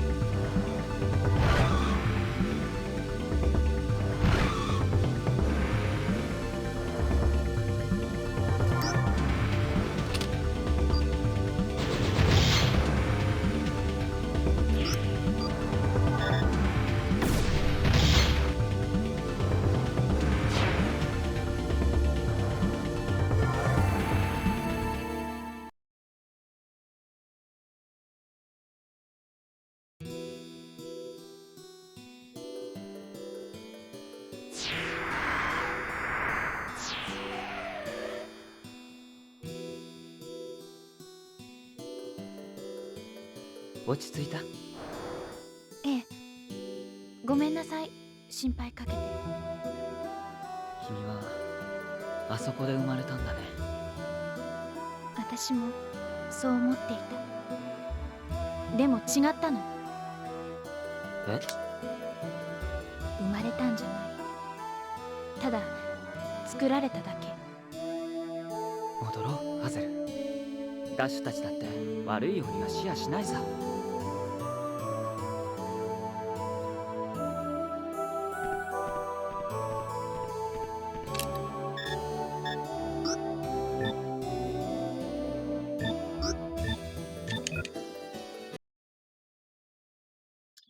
Alright, so we got her back.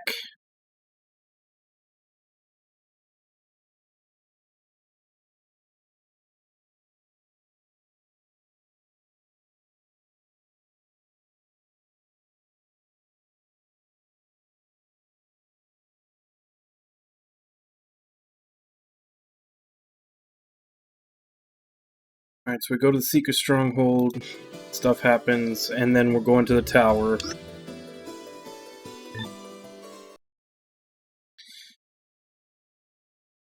And the tower is the last dungeon in the game, but I think the last two D units are in there, and once we get them, we have to come back out to get basically to grab some stuff that once we have laser level 6, and then we go back in and finish it.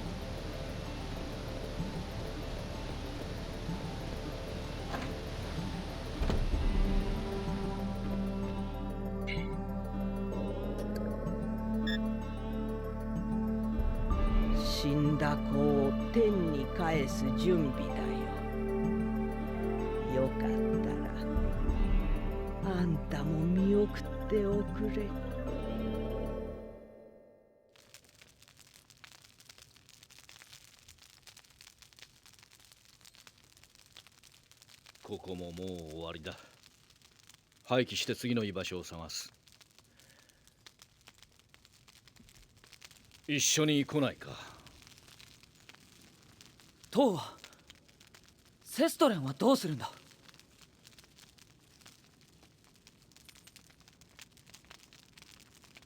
この少ない戦力じゃとても勝ち目などない。セストレンを倒す以前に俺はこの里の人間を守らなきゃならない。生き延びさえすればまた戦える時が来る。20年30年、いやもっと後になるかもしれんがな。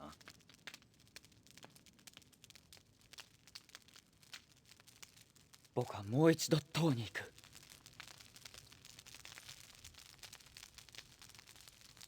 ドラゴンもそれを望んでるし、僕が塔へ行けば構成生物を引きつけられる。ガッシュたちはその間に逃げてくれ。あとは僕が。だがどうやって？アゼルはまだ。私も行くわ。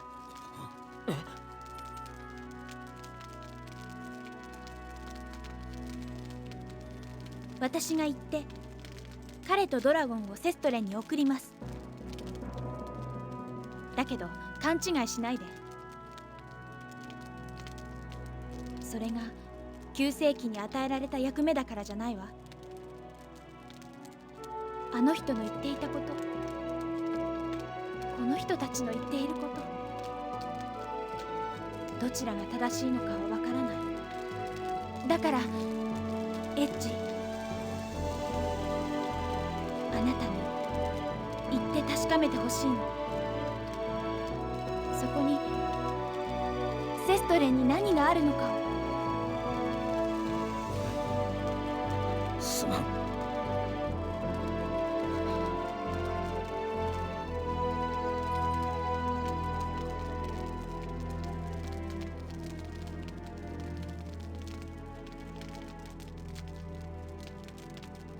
エイジ、俺たちが最初に会った警告があっただろう。覚えてるか？ああ。帰ってきたらあそこで再会しよう。いいか？約束だからな。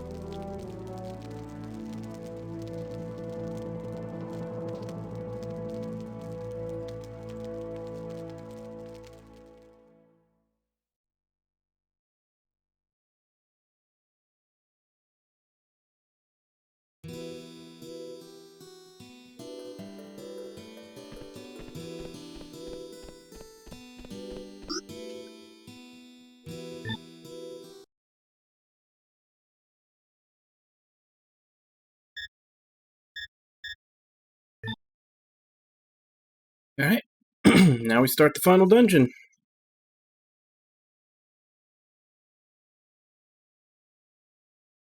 あ、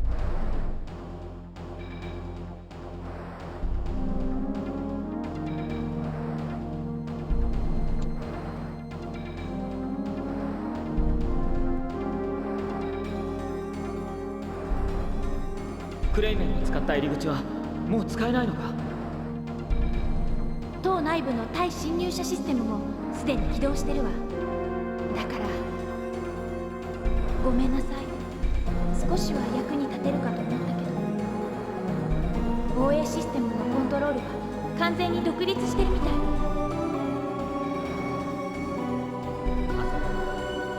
約束してくれ。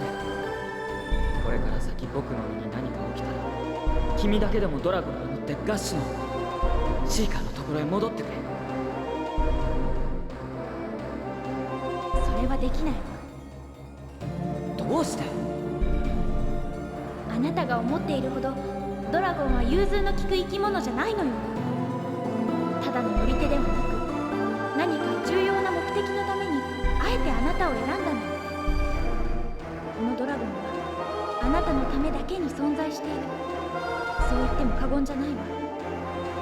だからあなたが死ねばドラゴンの目的を失って機能解除される。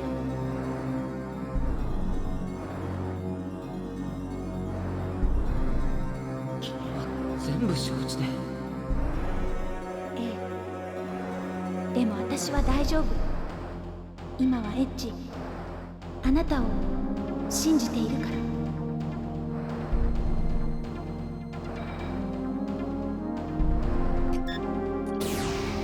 ここの外周部へ出るゲートよ。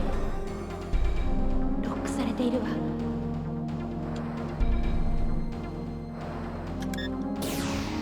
ここの外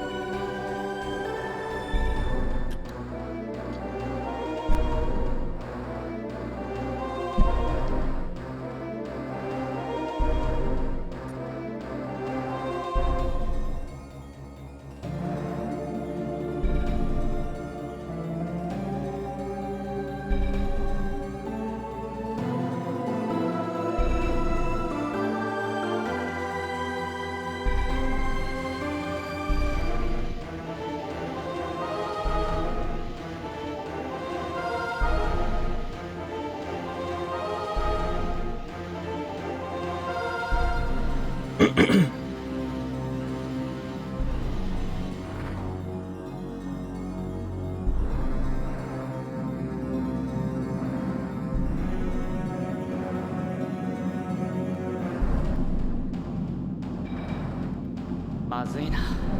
このままだと先には行けないな。塔の防衛システムは私たちを完全に外敵とみなしているのよ。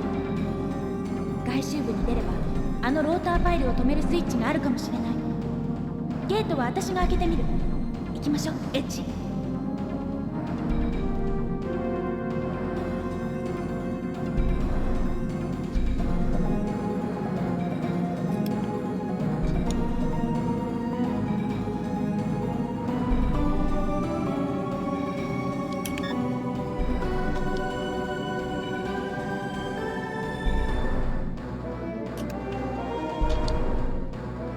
What am I looking for?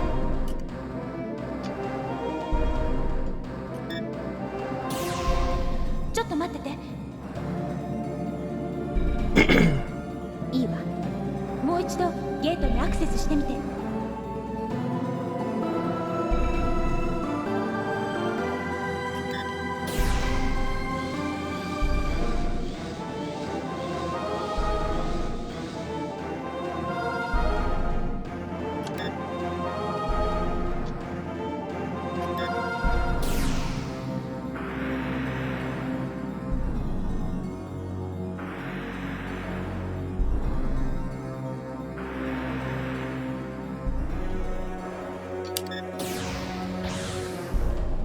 ごめんなさい。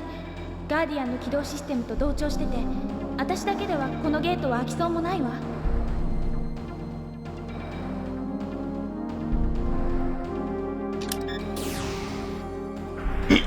Yeah, let's go to the other one then.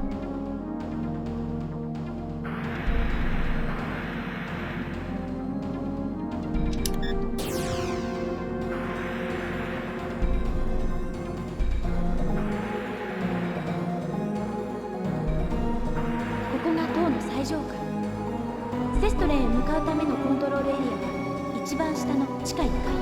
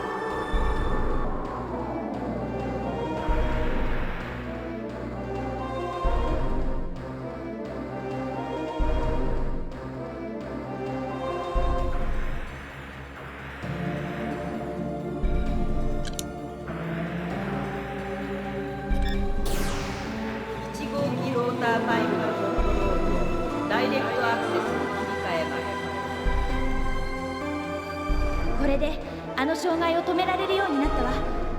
あとはローターパイルに直接アクセスして動作を切り替えればいい。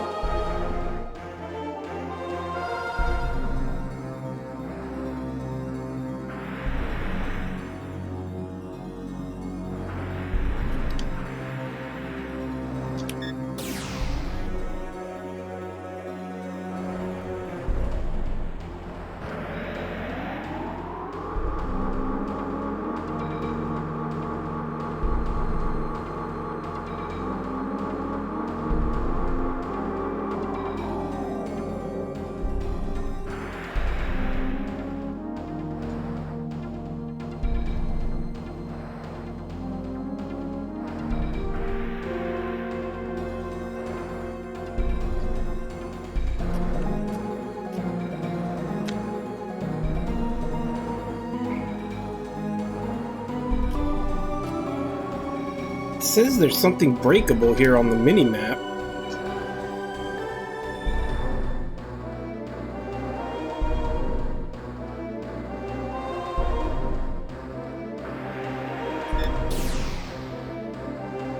Double check that.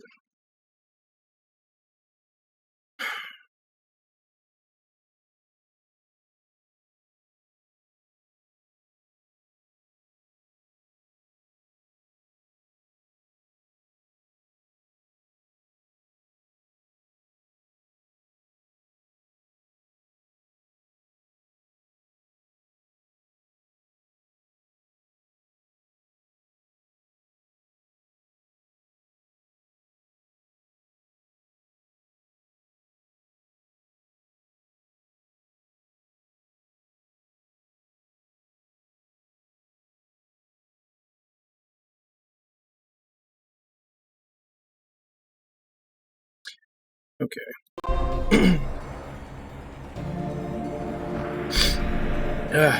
Allergies are bad today.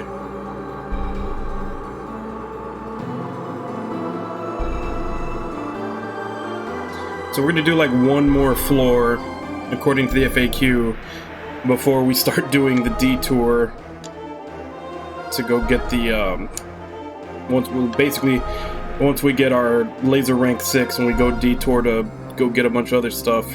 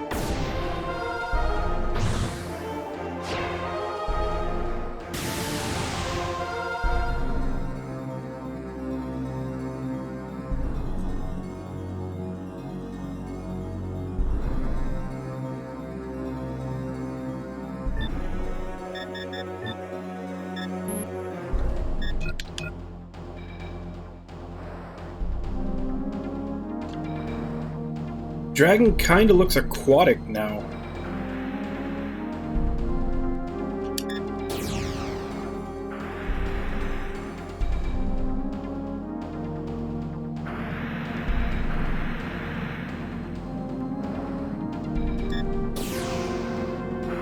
I guess we might as well finish this floor before we go back up and leave.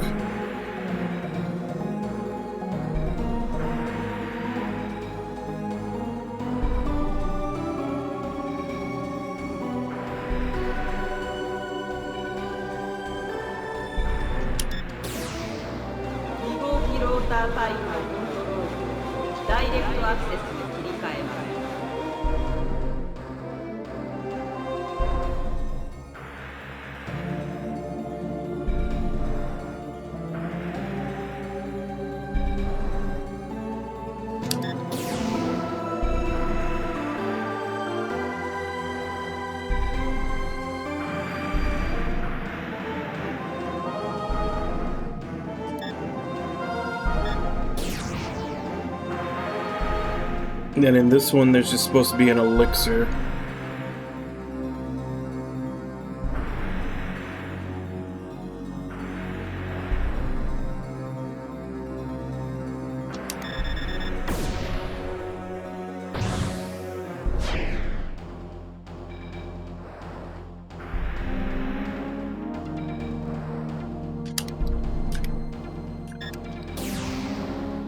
Alright. So now that we've got level 6, there's some stuff we can go collect.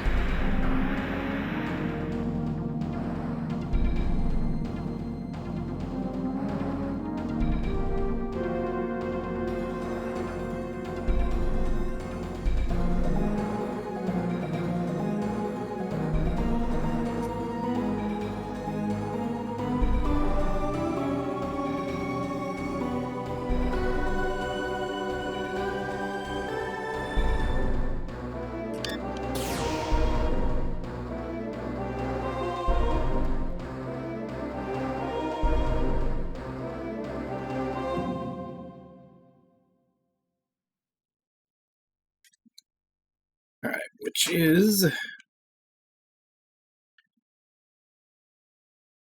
we can go to the valley and destroy the giant fans. They all give us stuff. We enter the sunken ship to get the last berserk technique. And we go to the forest of Zoa to get the solo wing.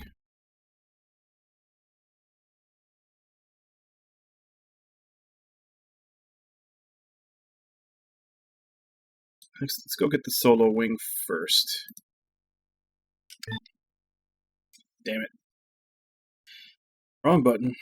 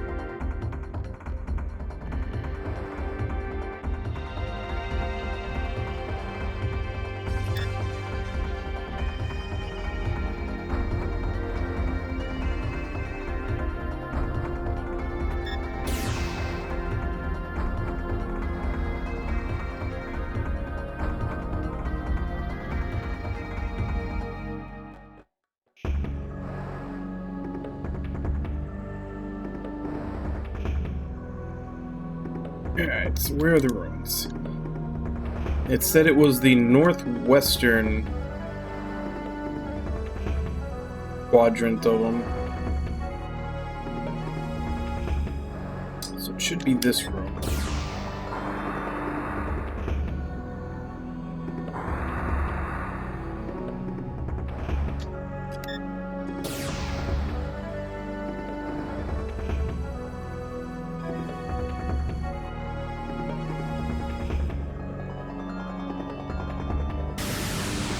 And dragon merges with baby dragon.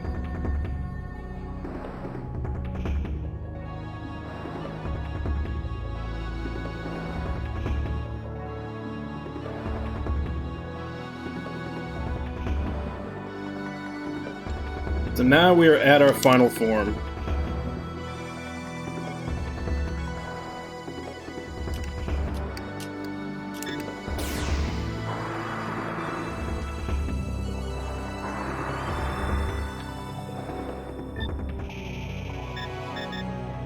We're here, let's go blow up the door.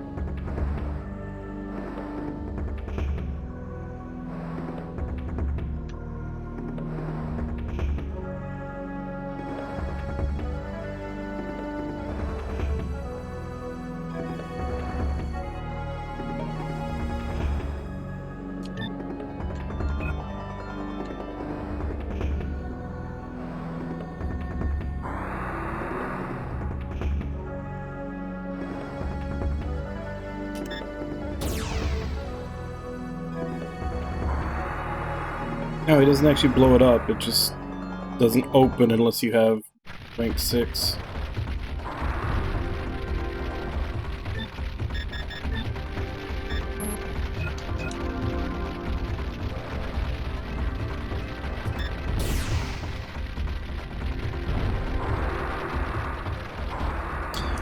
Since this links to the desert, and one of the things we need to go do is go into the ship to get our last extra skill.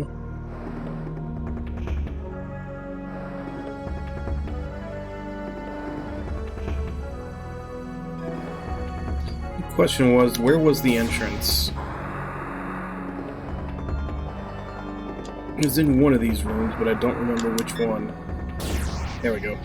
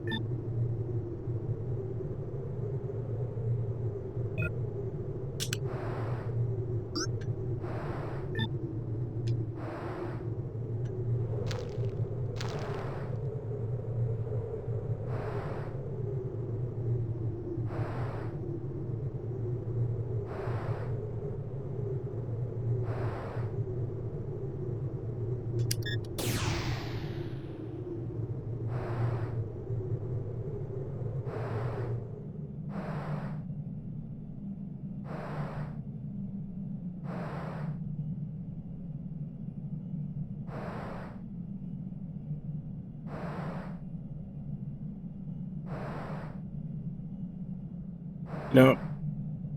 On second thought, once I actually got to the desert, it probably would have been faster to just use the map to go back to the world map and come back in through the front of the desert. But whatever, I'm here now.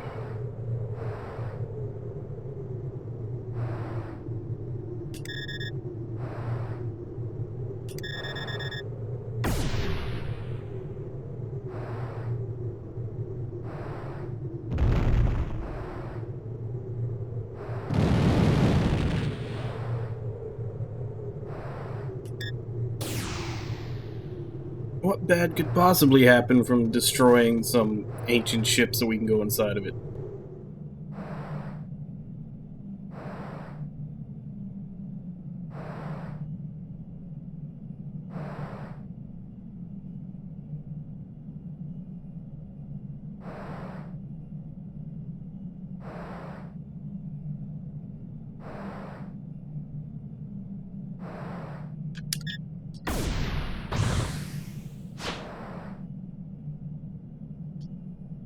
Alright, that's our final extra skill.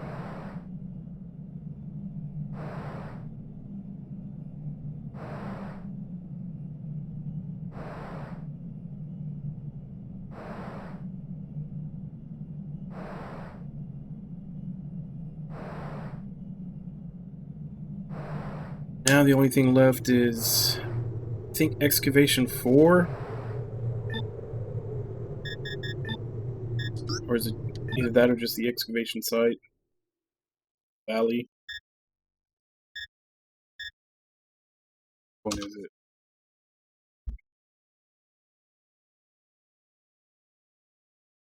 The Valley. Destroy the giant fans.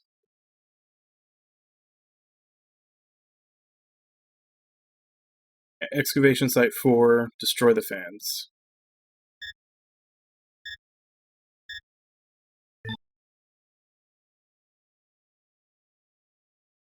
Supposedly there's good items inside them. Supposedly.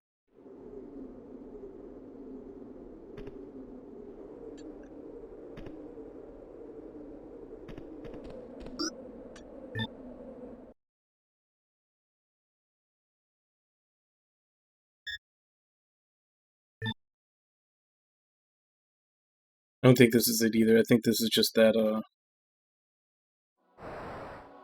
yeah, no, it's not it. It actually is the valley.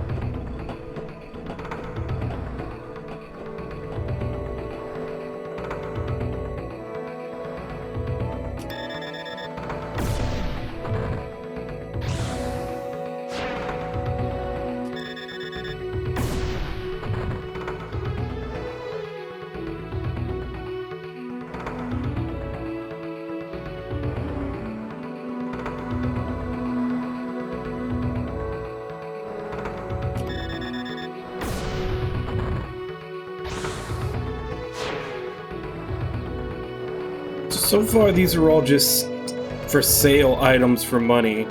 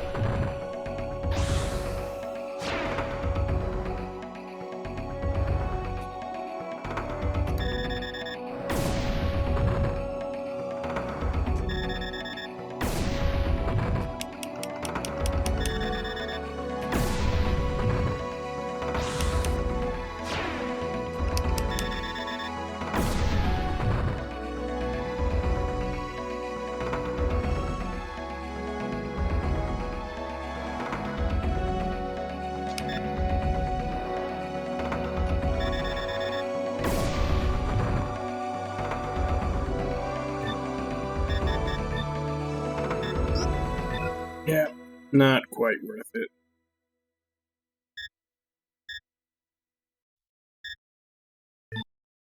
Back to the tower.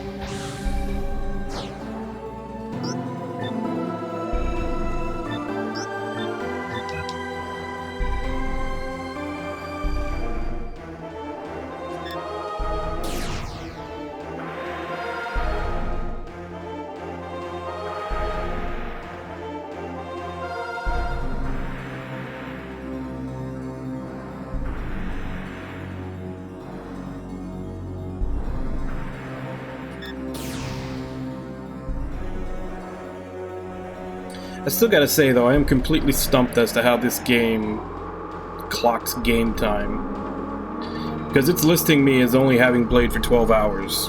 Which kind of makes sense, because all the places I've looked online for how long this game is say about 12 to 15 hours. And I wonder if they're counting for themselves, or if they're just going by this in-game clock.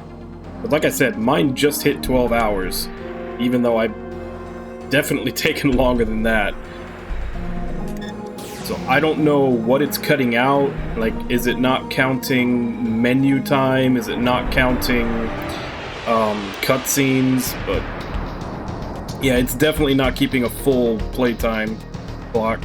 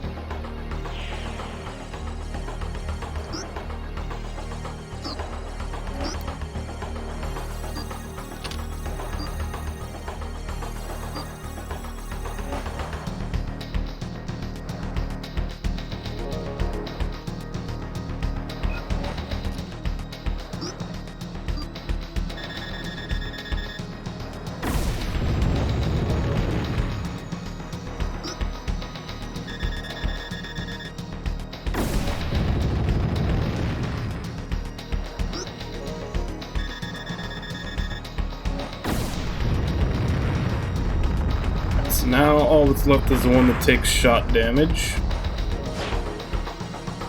Oh, I only had to destroy one.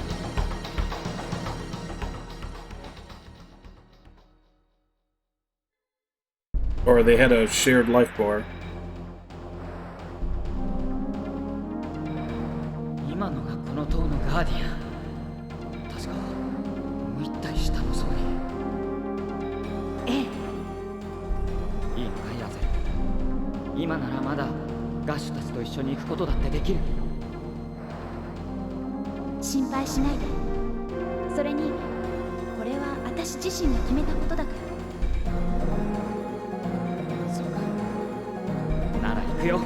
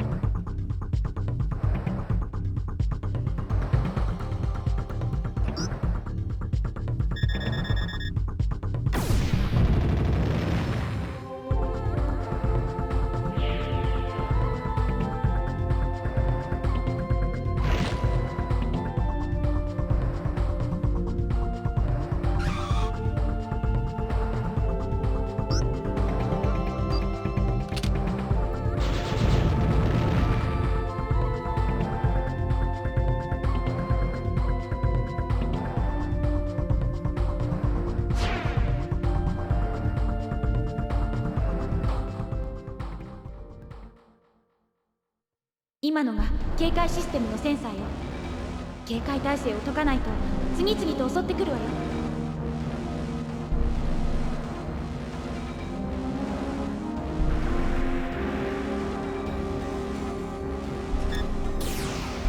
タイムセンサー始動。当階の警戒態勢を解除します。なんだこのスイッチ。この回の警戒システムを切り替えるスイッチ。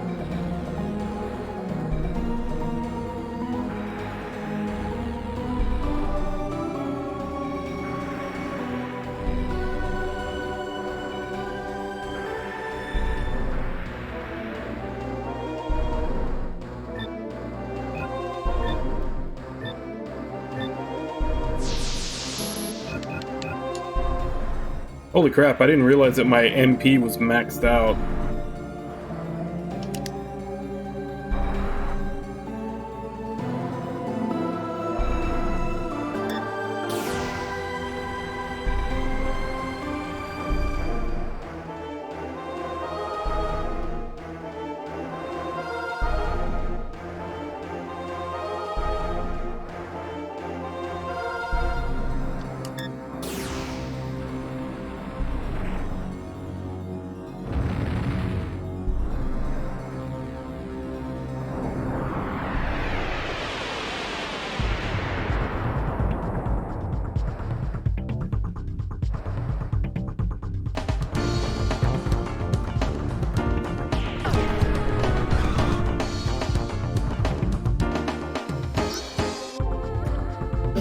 Hey gamer, how you doing?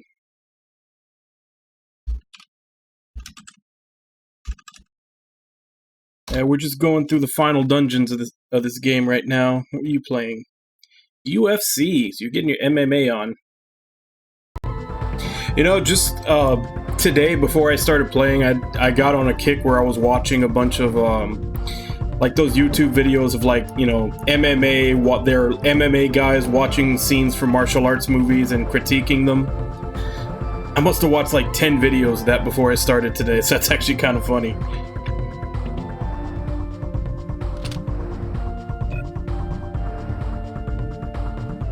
You have a weak point.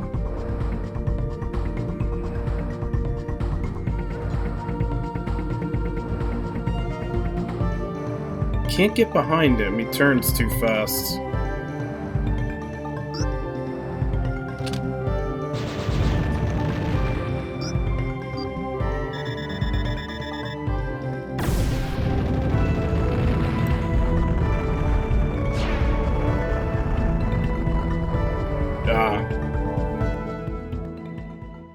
Was it Jake or Logan Paul that recently just, like, had an MMA match and they actually won?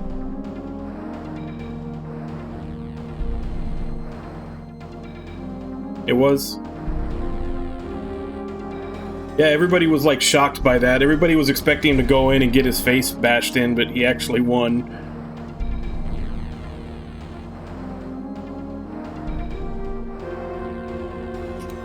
Probably.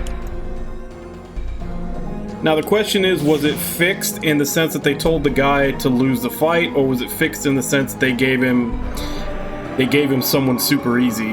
Like they gave him a guy with a horrible record.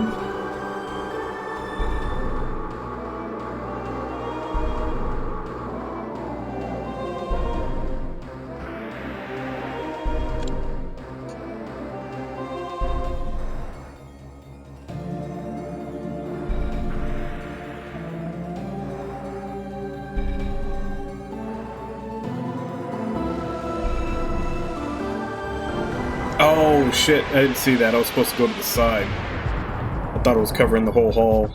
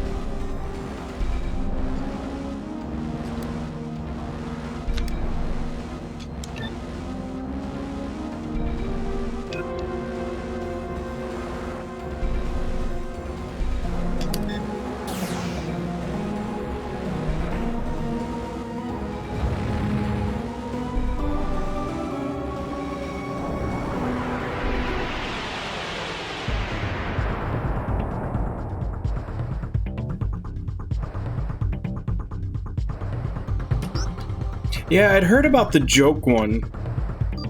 Like there was also, I think there was also another one where he was fighting another YouTuber or something. And he won because he actually did a little bit of training and the other guy just didn't even bother.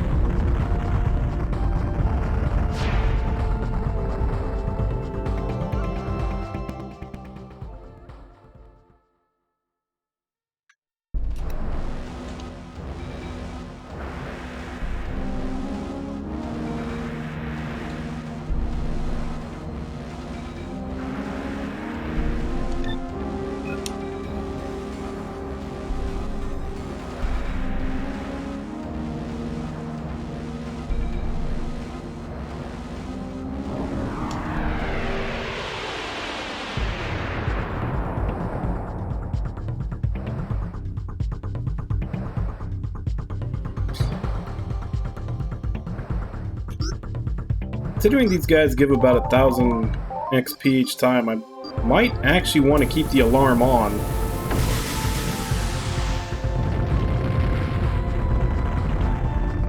Granted, I'm just get to keep refilling my MP because I have to kill them before they run away.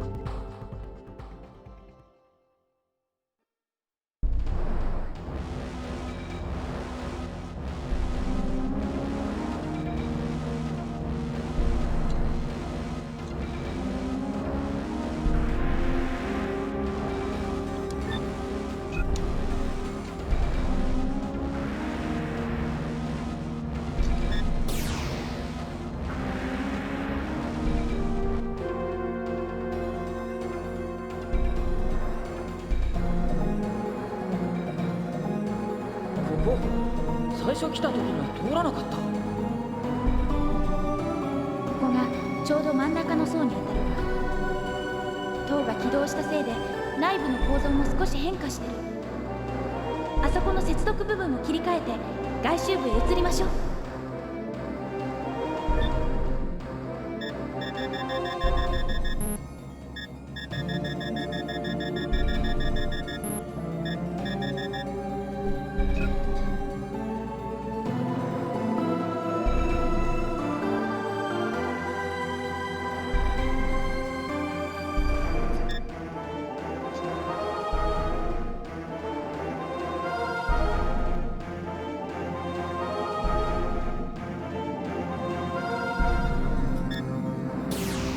We got another ロー rotator. ターパイルの3号機よ。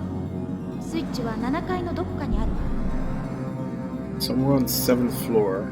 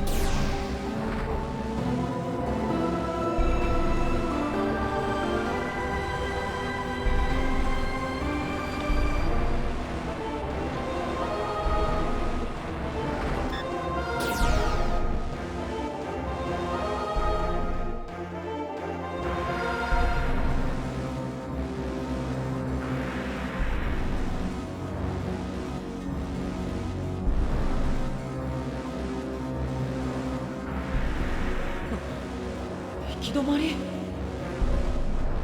エッジ、上のエネルギーパイロンを。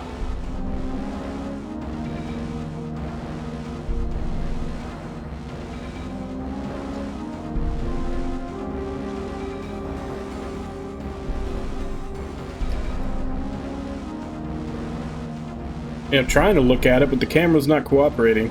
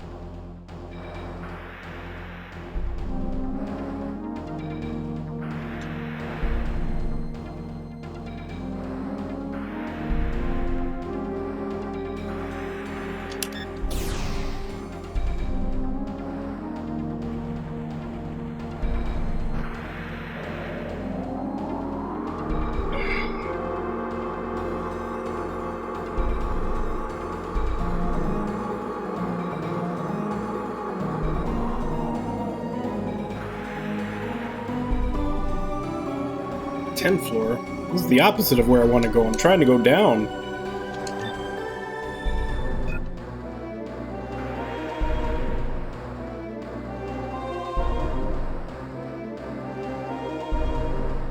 I guess let's see where this goes.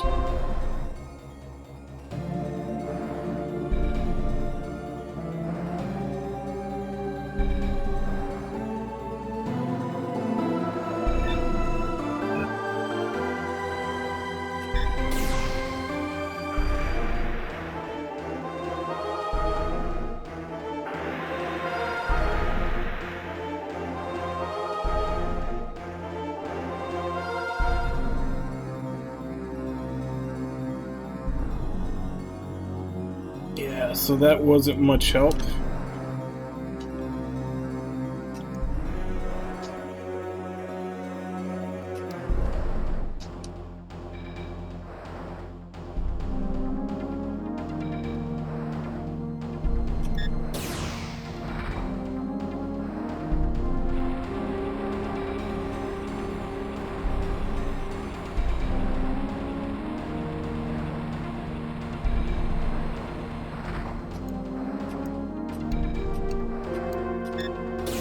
I guess that whole path was mostly just there for the couple of items, and then a path out.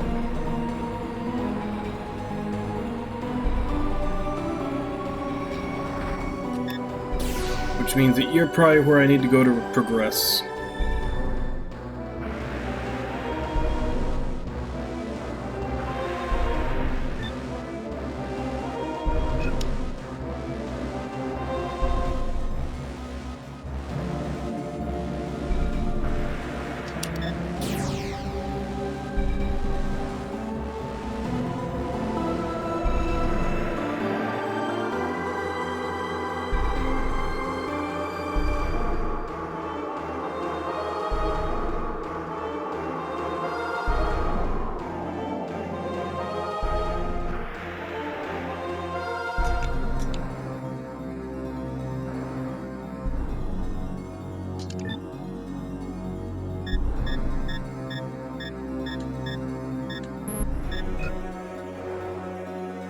Great. Now we're getting to a bunch of complicated, like, little sections on their own that we're gonna have to go through.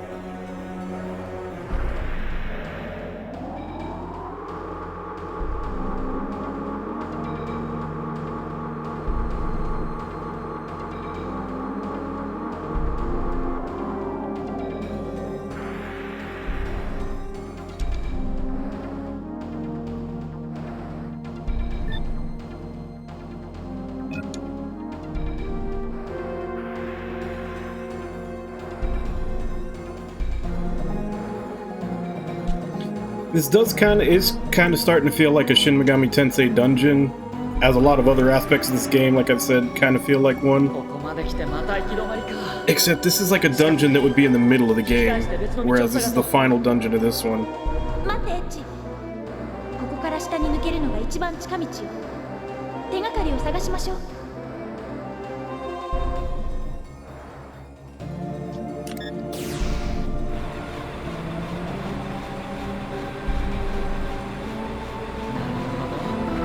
ういう仕掛けか。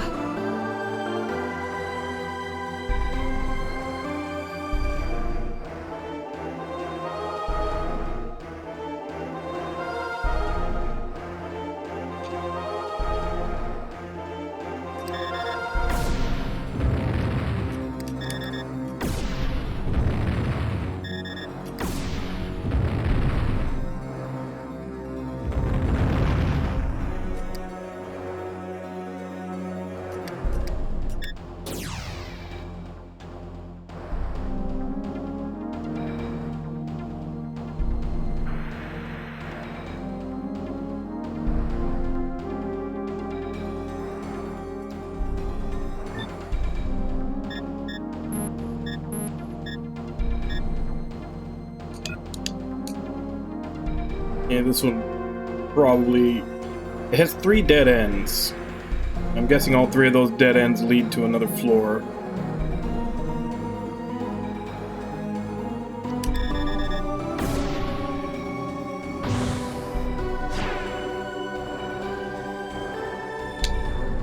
Actually, is this door open?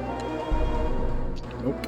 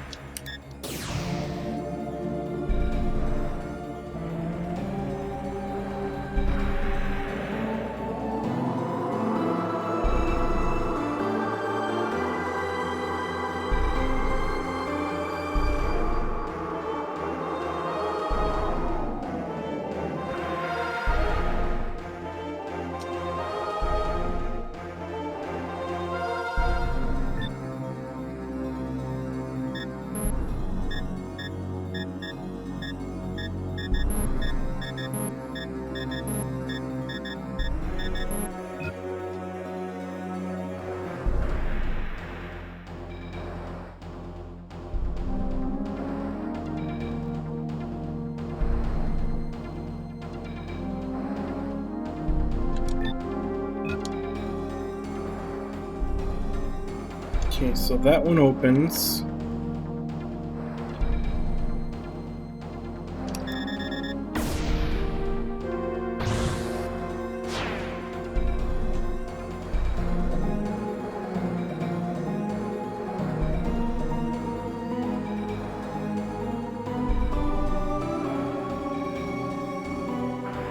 Well, it doesn't look like any of them are blocked off.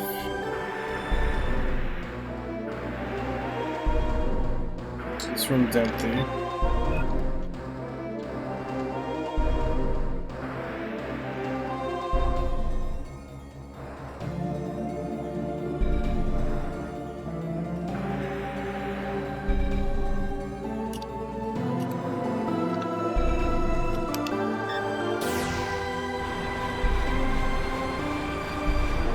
That one's gonna go down.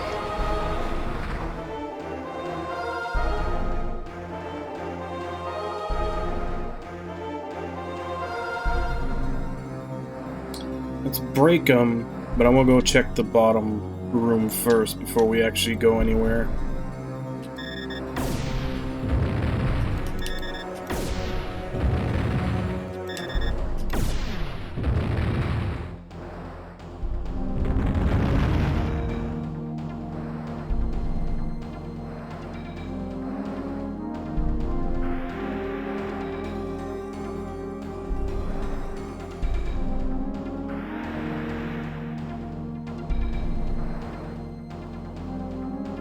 Okay, so we got 2 holes that lead down.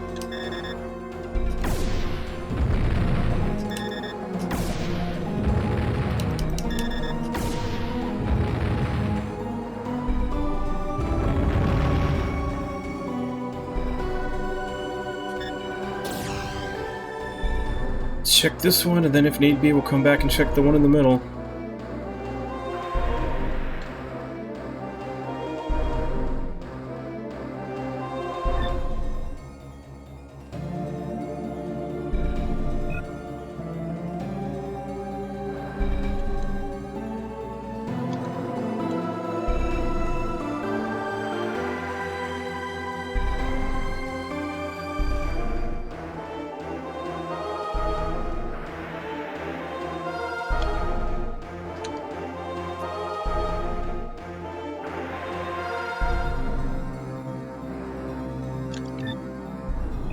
Okay, so they both just lead here.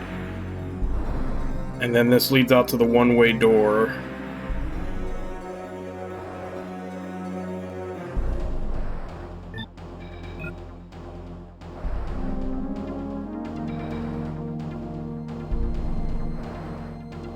So I guess coming here was just to pick up whatever this is.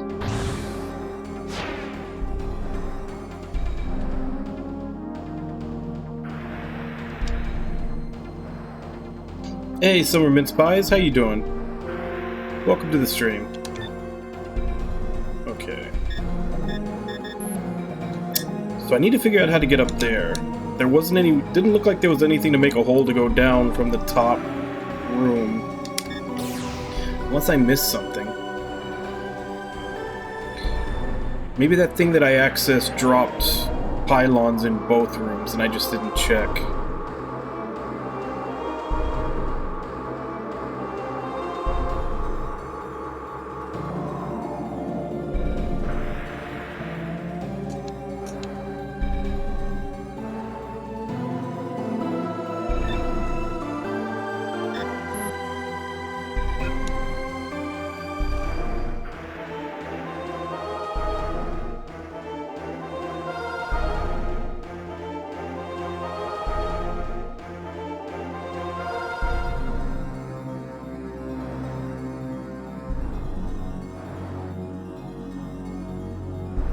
So both of these are just gonna lead down to that same place I've already been, which just loops back here.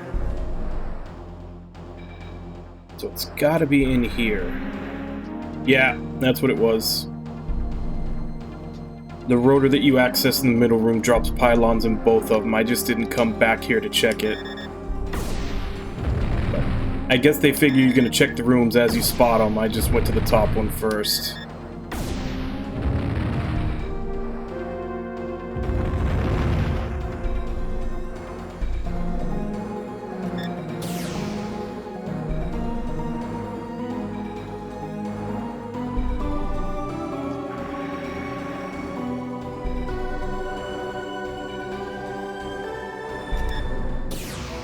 And there's the rotor control.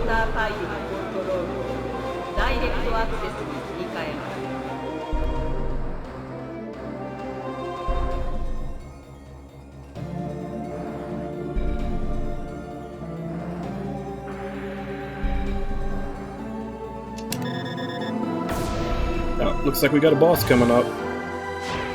Save point.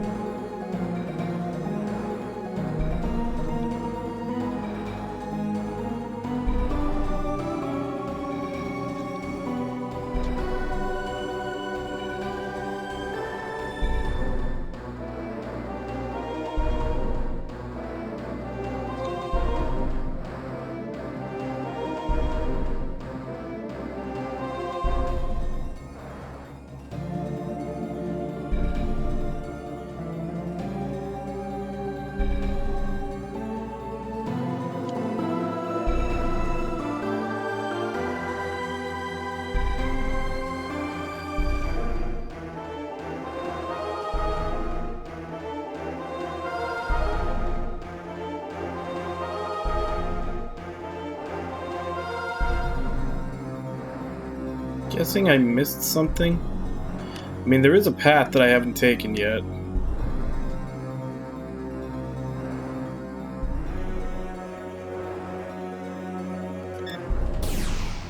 Guess we'll go that way. The rotor is stopped, though.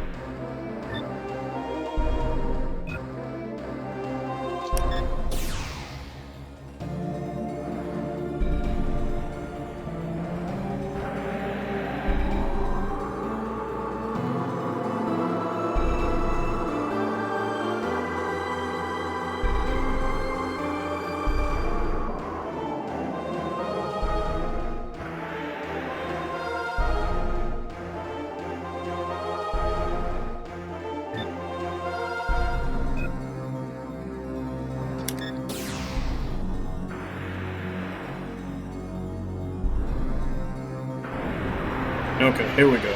Now we're at the boss fight.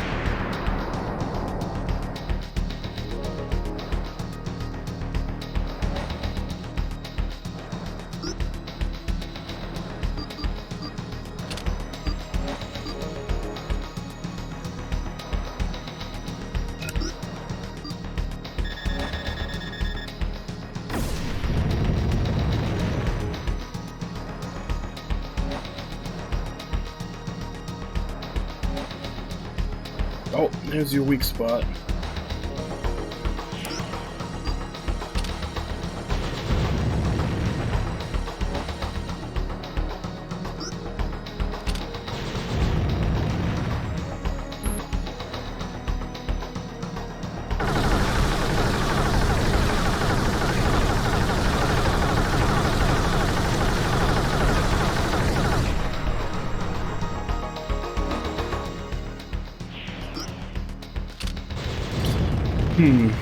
Well, I'm not against lurkers, and I'm not against people popping in here and there.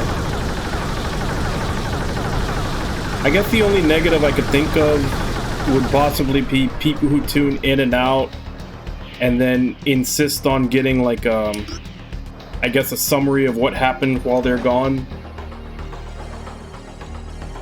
Not too many of those, but I have come across a couple here and there where they'll leave, and then they'll come back, and they're like, what happened since I left? And it's like, you never even told me when you left, I don't know.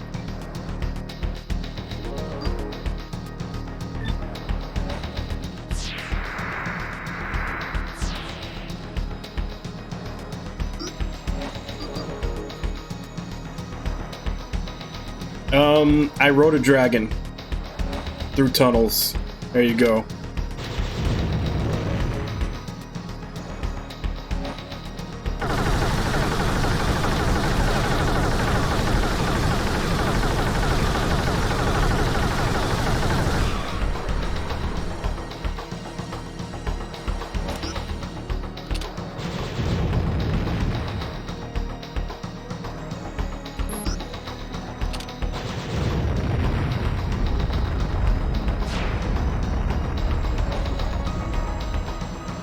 $10,000 XP, damn.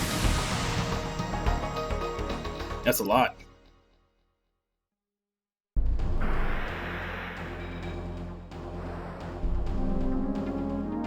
Like, your actual laugh, or...? 今のが最後のガーディアンよ。そう願いたいな。ええ。アゼル、どうかしたのか？ごめんなさい。ただ今のガーディアンのこと考えていた。きっと私と同じように長い間この遺跡の中で自分が呼ばれるのを待っていたのよ。でも数千年の眠りから目覚めたつかの間の時は戦いのためだけに費やされて。アゼル。ねえエッジ、旧世紀の人たちはどうして私を人の似姿に作ったりしたのかしら。こんなことを考える気持ちだってこの遺跡のシステムには何の意味もないのよ。あのガーディアンたちと本当に何も変わらないの。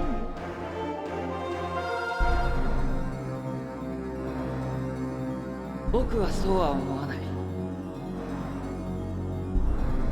今の君はあのガーディアンたちを見てかわいそうだと思ったんだろう。目覚めた時は違ったかもしれない。でも人間だって生まれた時から人間らしいわけじゃないんだ。アゼル、多分君は人間になったんだよ。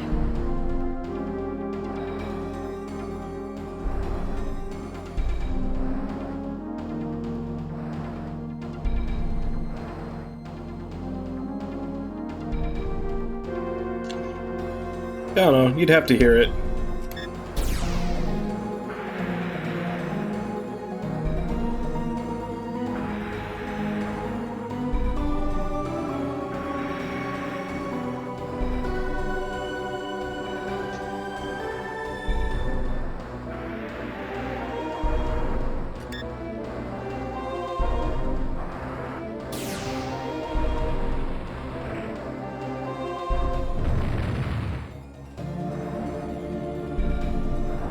I can't remember if this was the one that gave good XP or not, but I'll fight it anyway.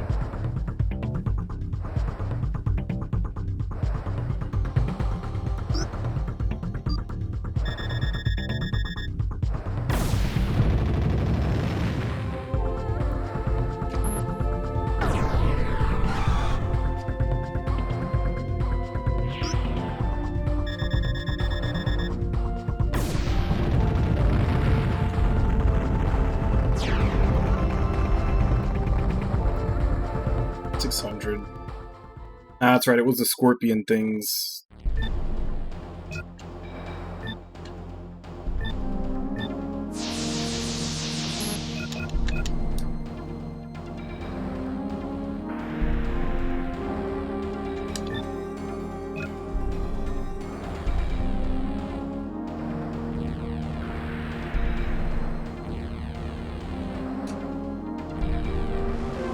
Damn it.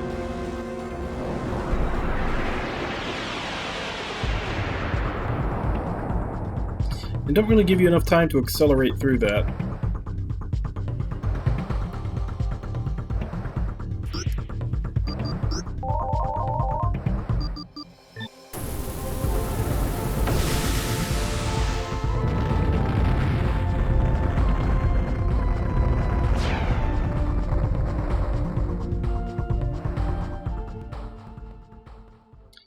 Now the alarm is on. Was there even anything in here? No.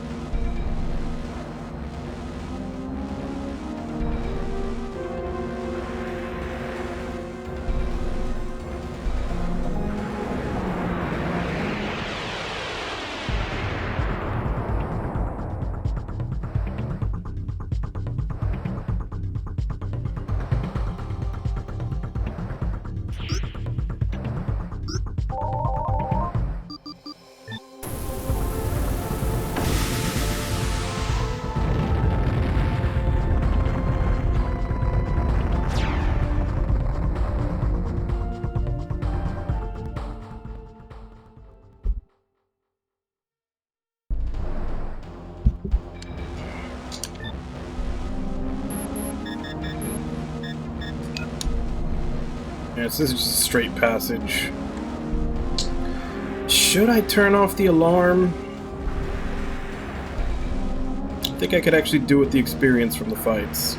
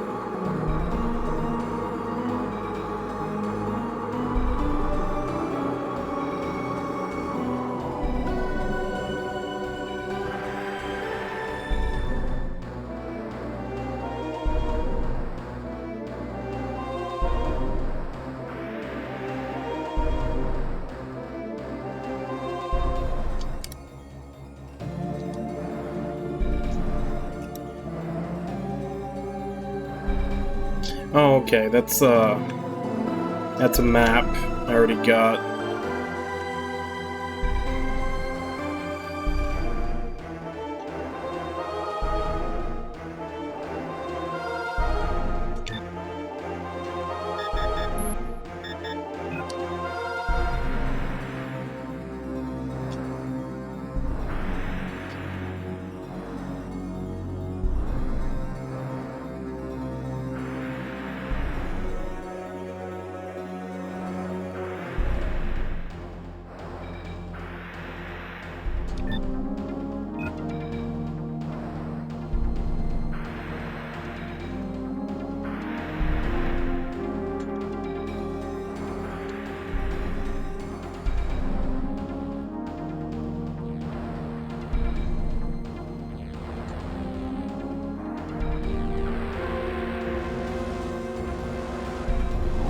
Thought maybe you could go under.4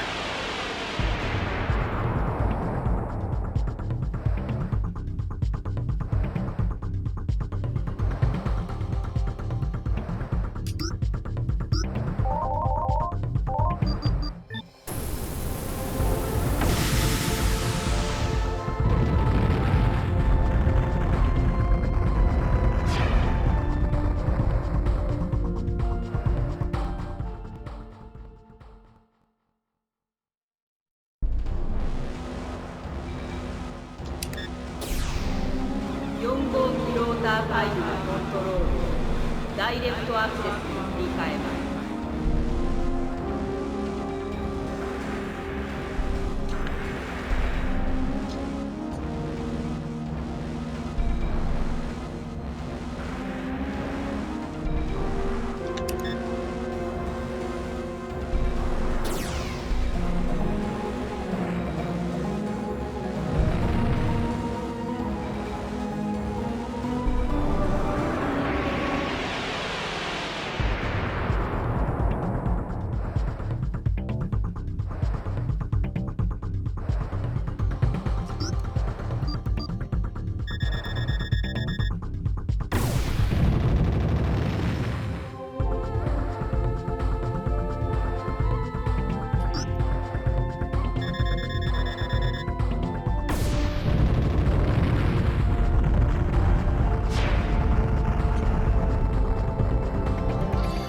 Not sure why I would try to skip that fight. He's free XP.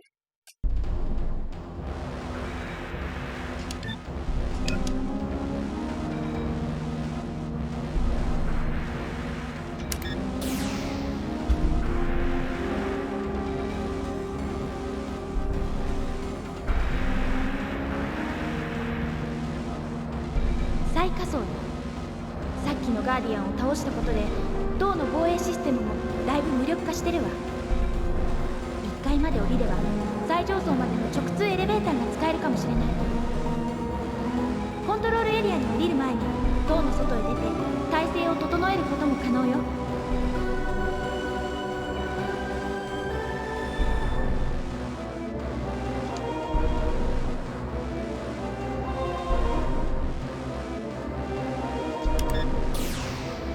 作動を停止します。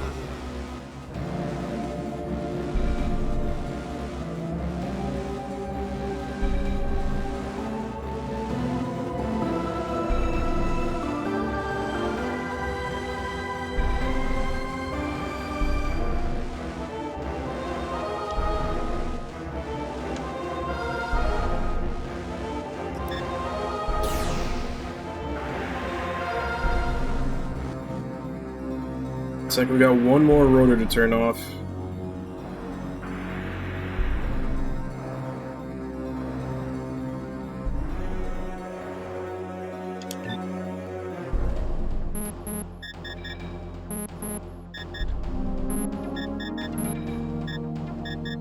Oh, now this floor looks like a pain in the ass.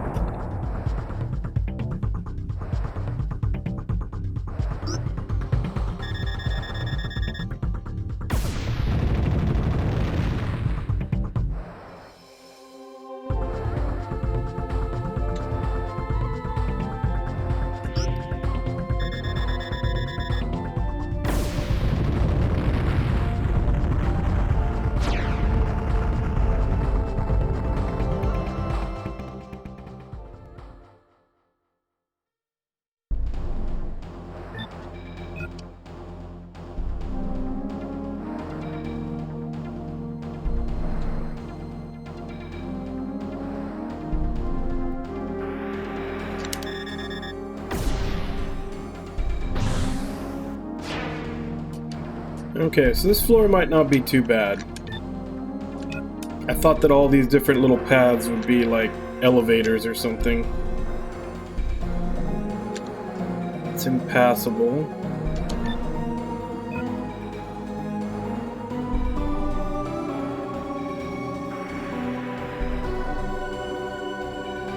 It's empty.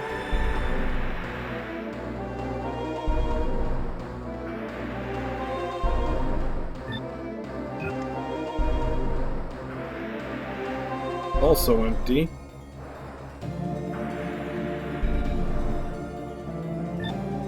Impassable.5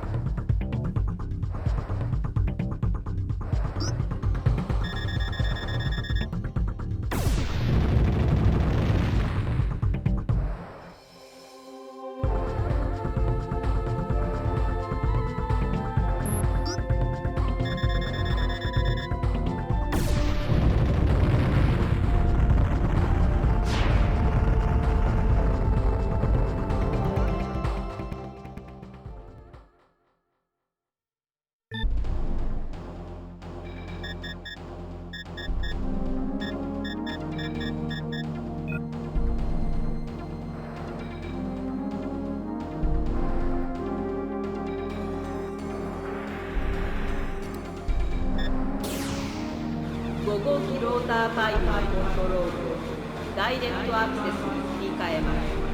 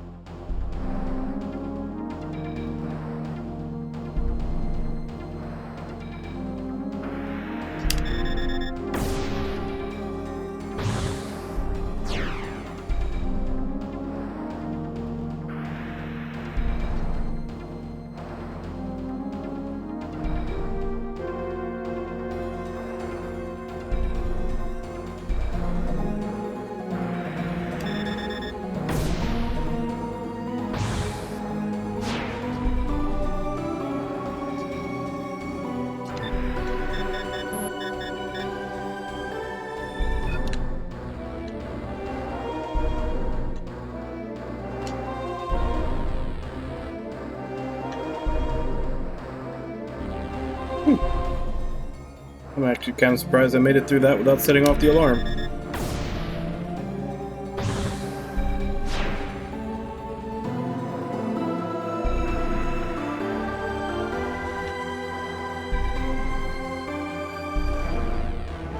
Not that one, though.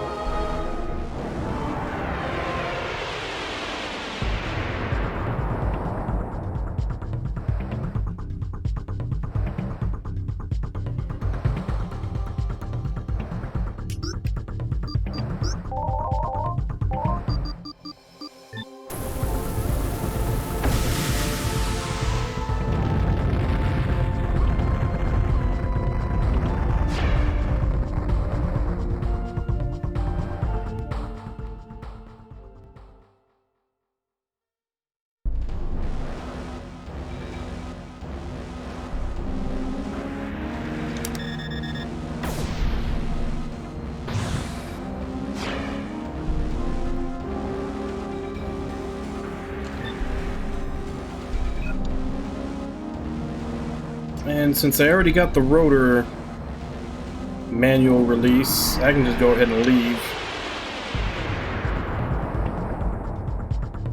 I am curious how to get those behind those two impassable walls, though. But I doubt it's anything really worth looking into.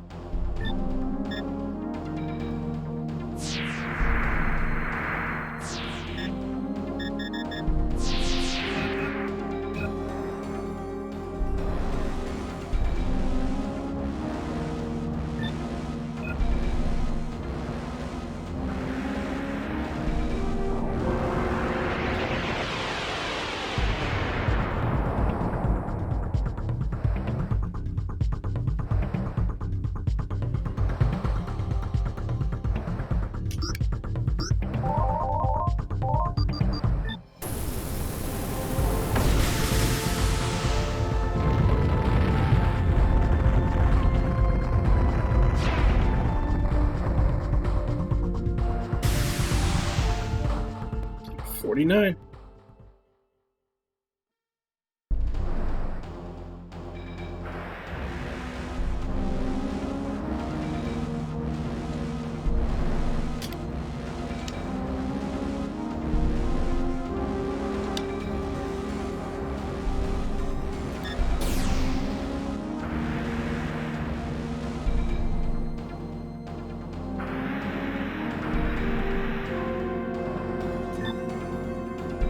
Alright, well, it's 5 after 6, so I'm gonna go take my last break.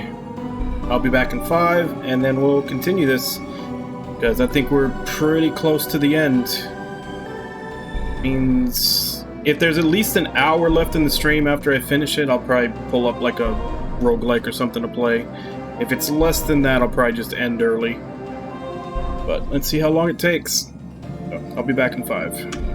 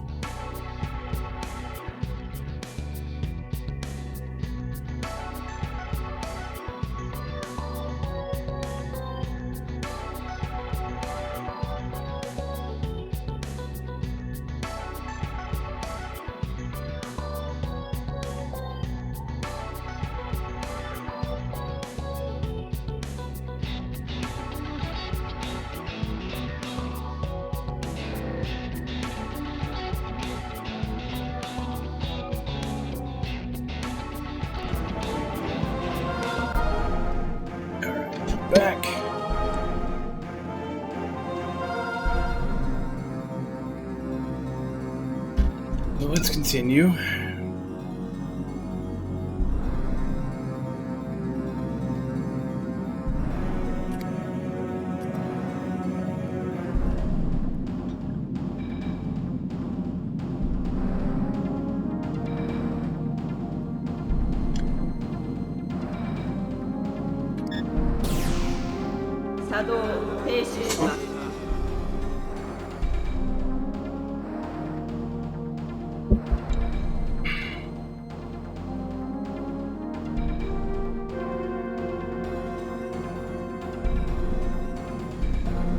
Yeah, looks like we're gonna have one more.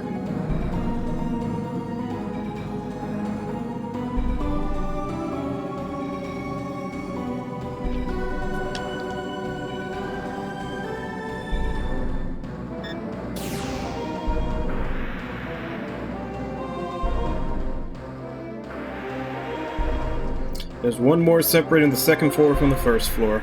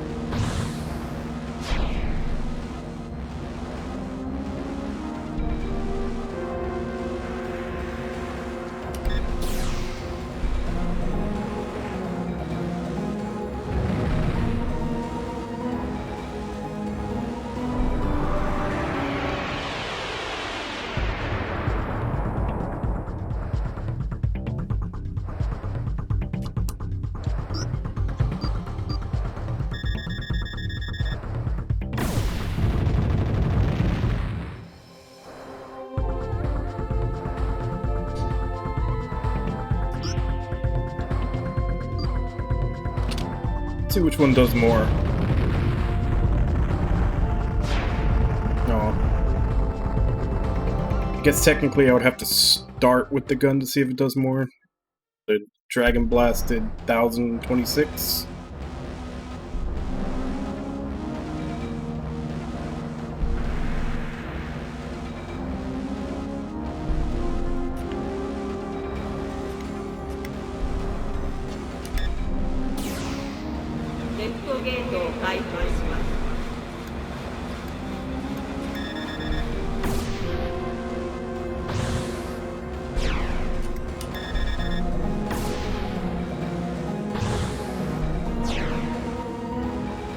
So basically just one each of the buff chips on this floor.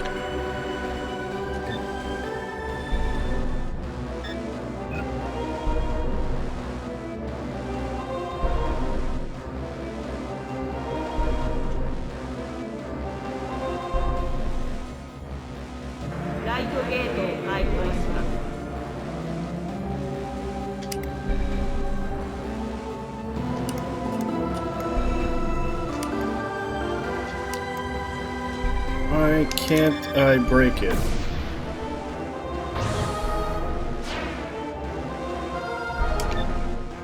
Did I see that right? Yep, that was 40 Berserk Micros.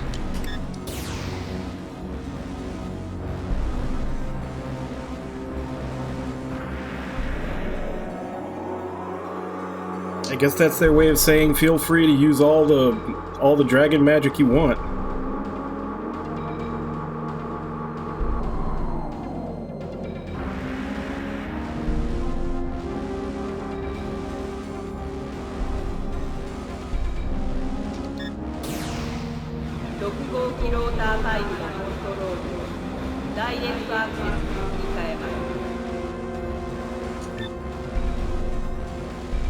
Okay.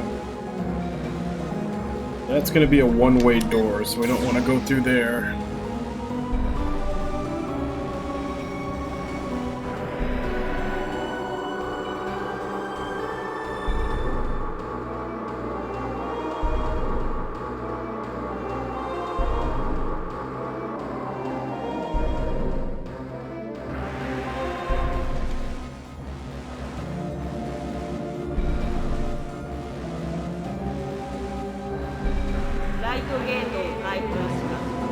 You just say that every time.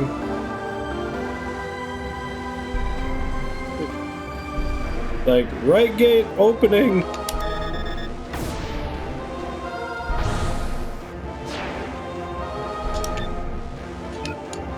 Pretty sure once we've opened it the first time, we know it's open from now on.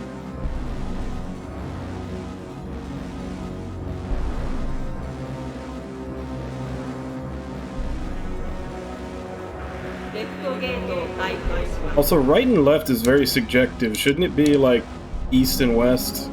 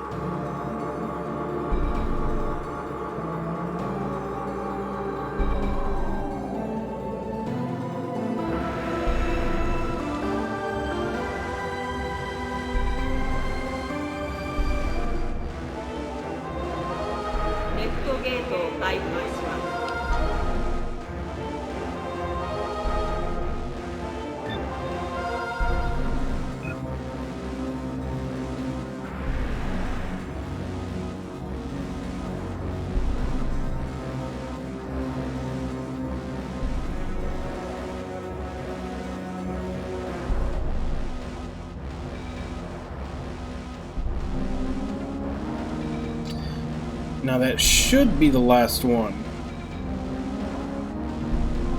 Unless there's like one more thing we have to deactivate between the first floor and the like thing that we're actually trying to get to. The cistern.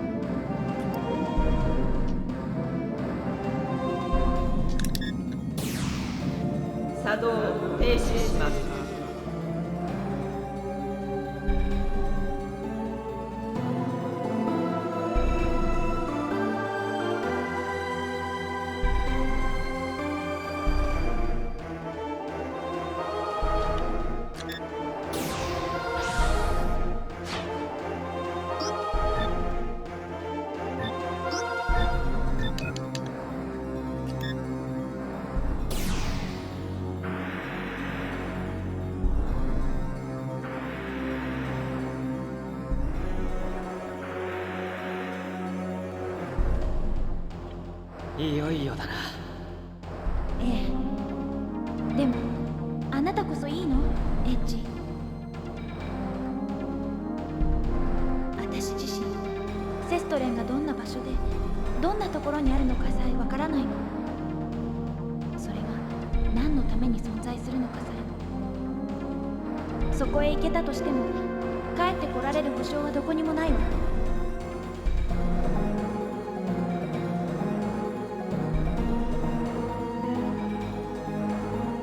あなたの方にこそ選択肢は残されているのよ。今ならまだあの里の人たちと一緒に行くことだって。君をここに置き去りにしてかい？君は何がどうあっても進む気でいるんだろう。それは僕も同じさ。そうね。以前はあの人の望みに応えること、それが私の存在の全てだった。だけど今の私は自分の意志で自分にしかできないことをしたいの。せめて今だけは一人の人間として私が私であるために。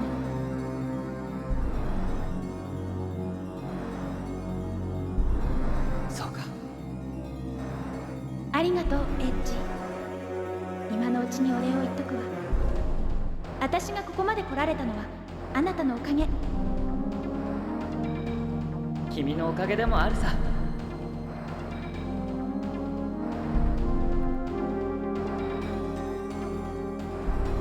Alright, final battle. Or final battles. Not sure how many there are.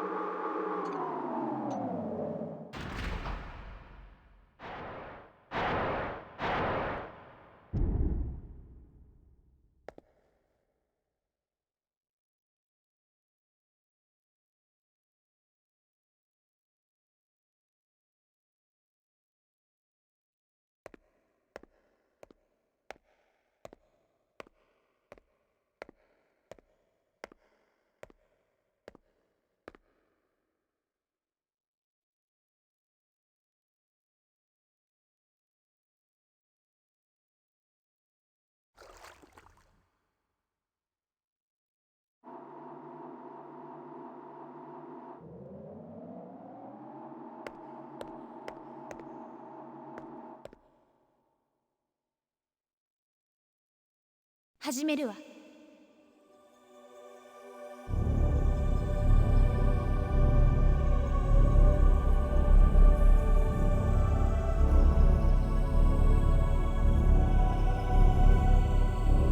扉を開きます。早くドラゴンへ。アゼル、君は？私はここに残るわ。まだやることがあるから。なんだって？あなたをセストレンに送ると同時にこの塔を破壊します。そうすればあの人たちは無事逃げられる。そんな！アゼル、君はどうなるんだ？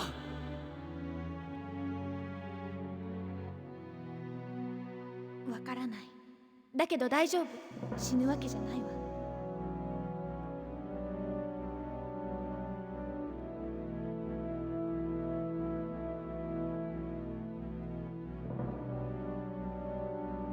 早く。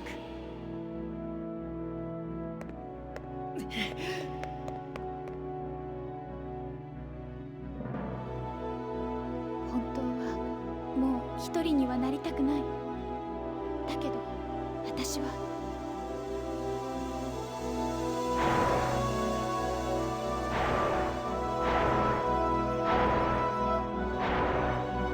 必ず帰ってくる。だからそれまで待っててくれ。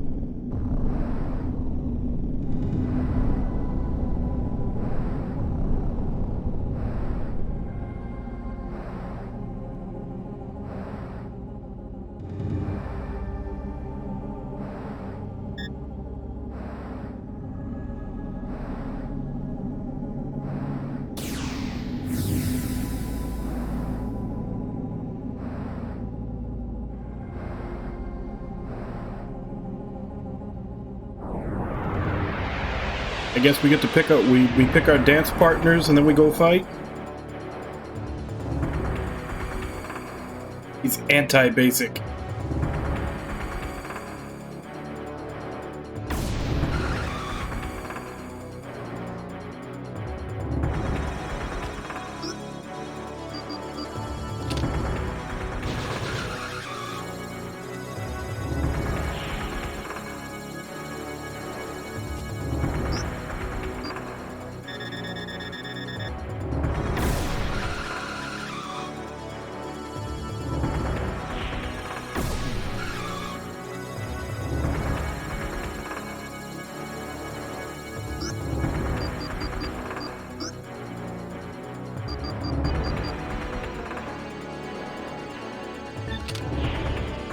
Why do I have the sniper equipped?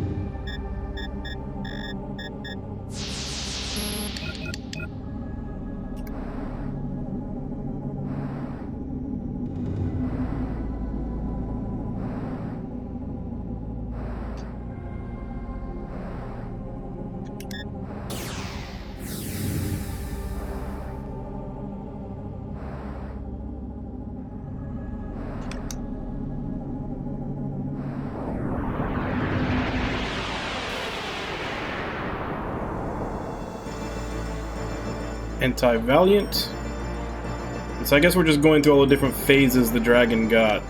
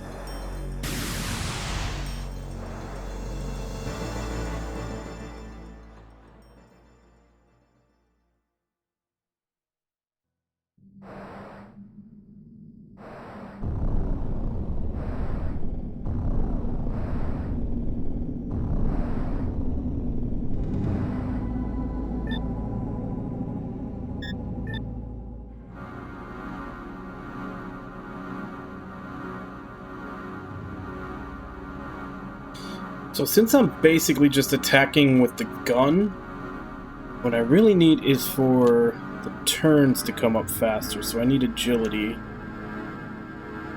That drops defense, though.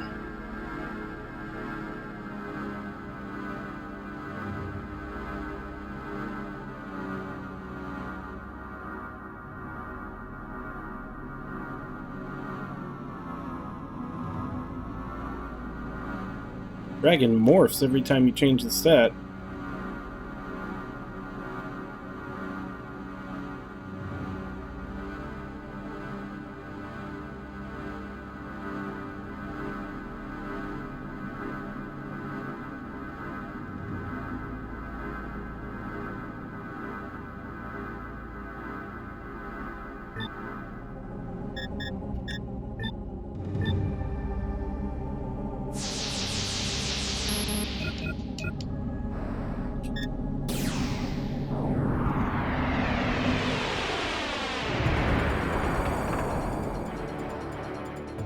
Stripe Wing.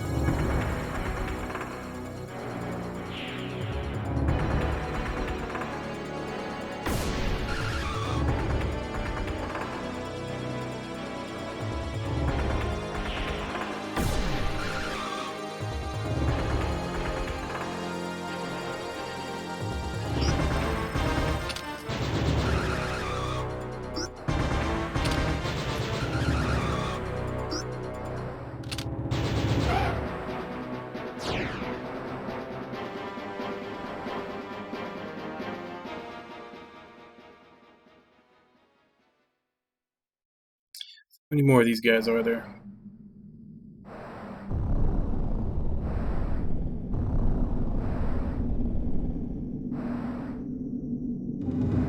Just two? Yeah, just two left.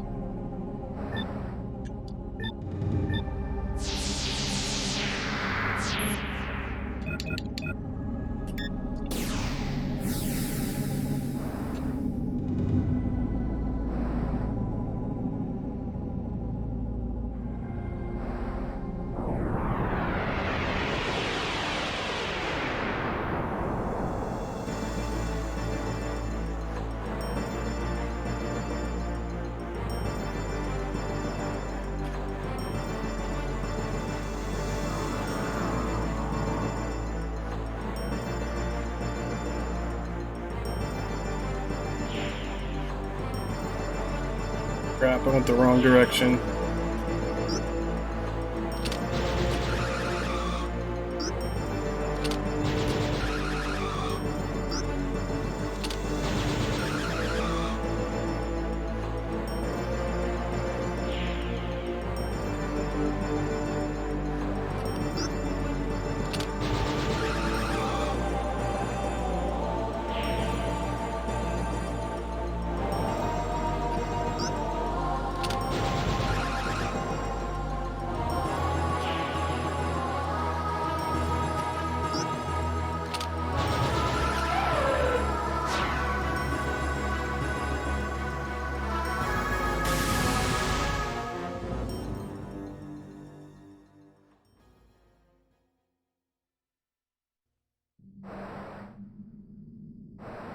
Did he even hit me?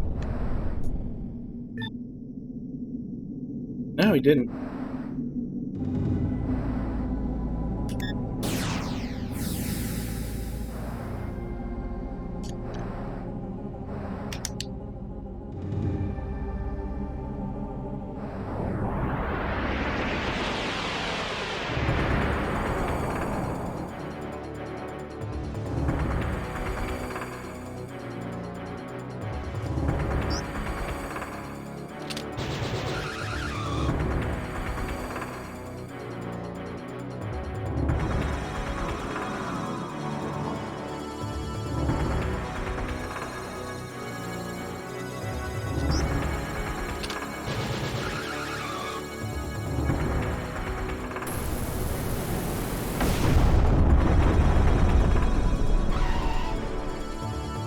Ouch. Okay.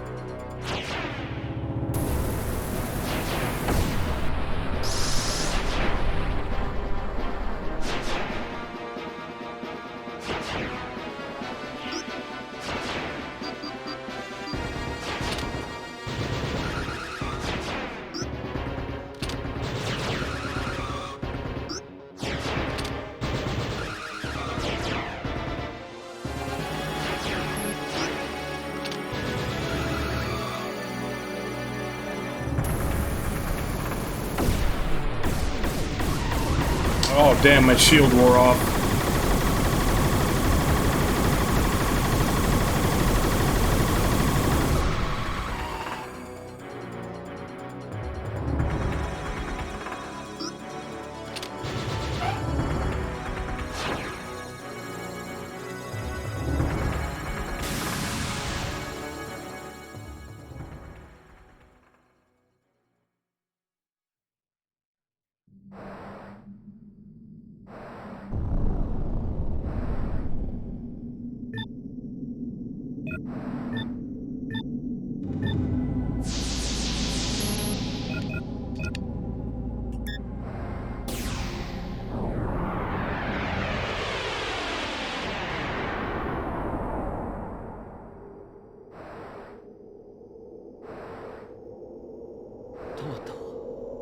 ここまで来た。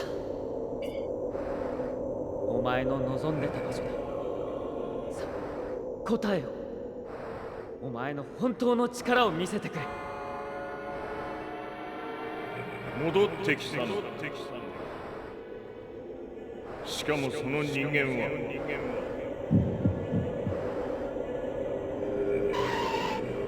与えられた使命を守り続けることこそが我々の役目だ。しかしお前はその意志の外に存在する。排除する。あの時と同じに排除する。誤った意志も絶対の客人も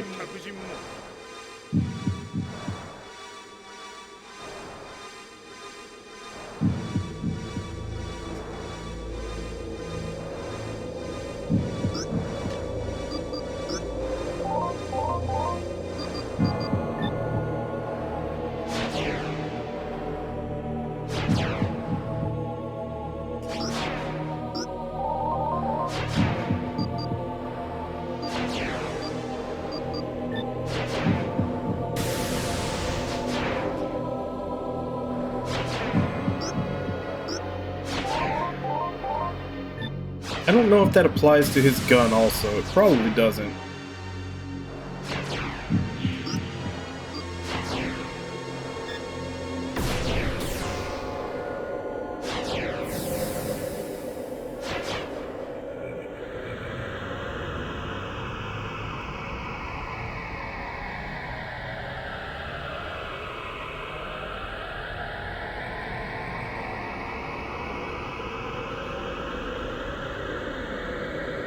It's attacking us with LSD and making us see things.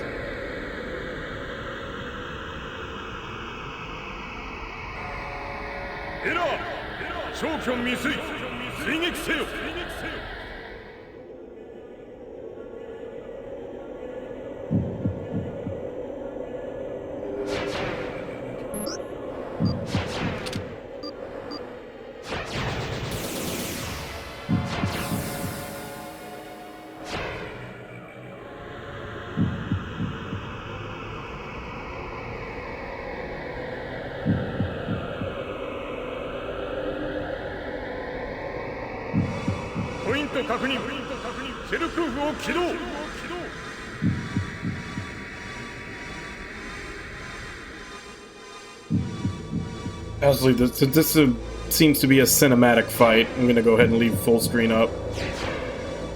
At least until it switches to a more fighty fight.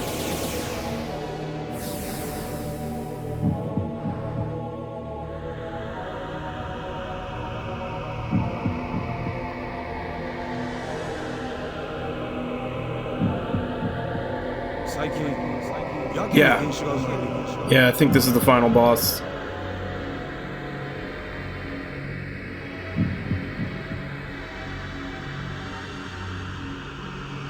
How many phases it has, I don't know.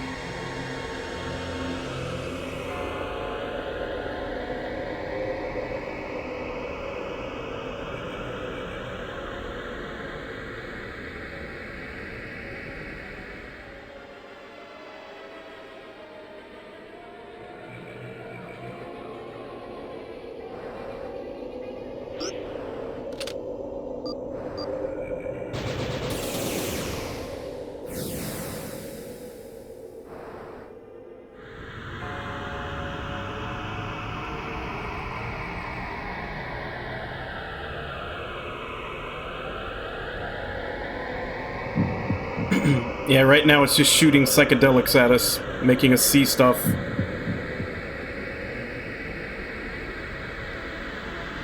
Which I'm assuming is from the previous Panzer Dragoon games.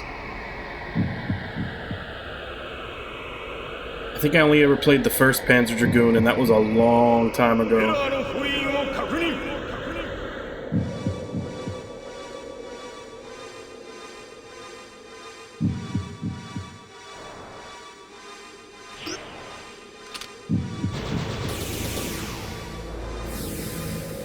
Oh, this is its last ball of LSD, so let's see what happens after this.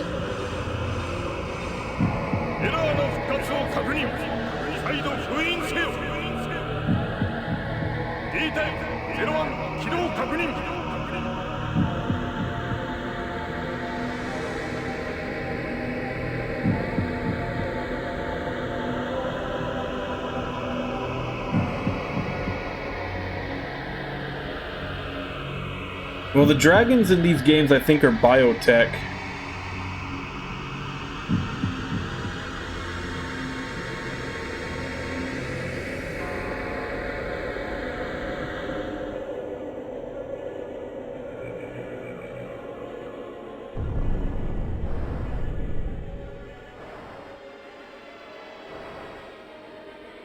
Okay, are we fighting now?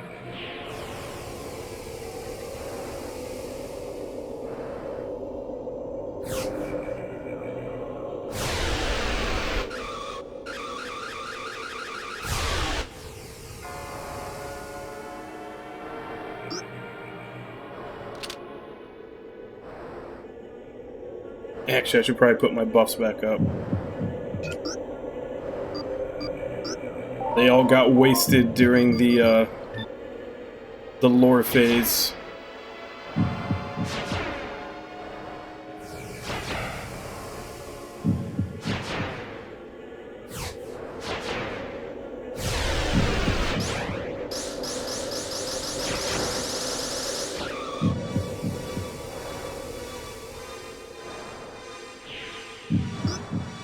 Well, I guess that answers that question. I was always wondering if the shields had a duration or just a damage limit.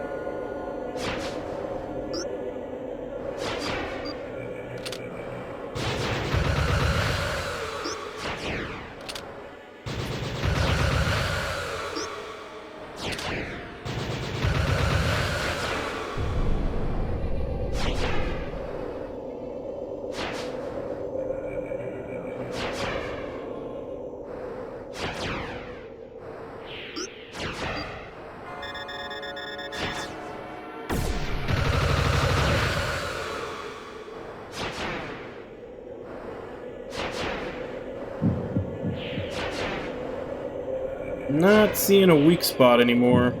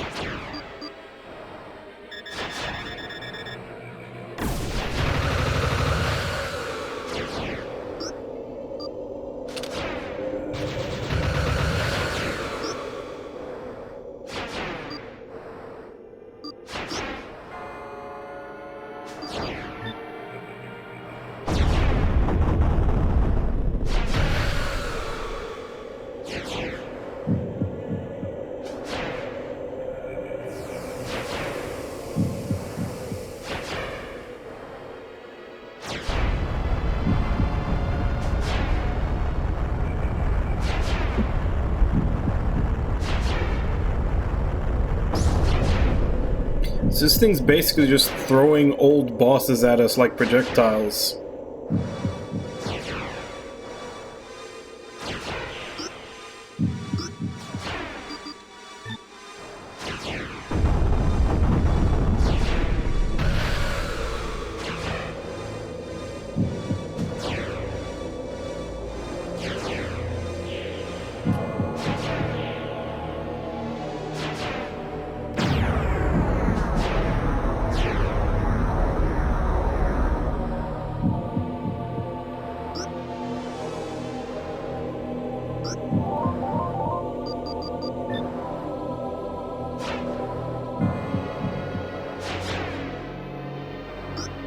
I don't...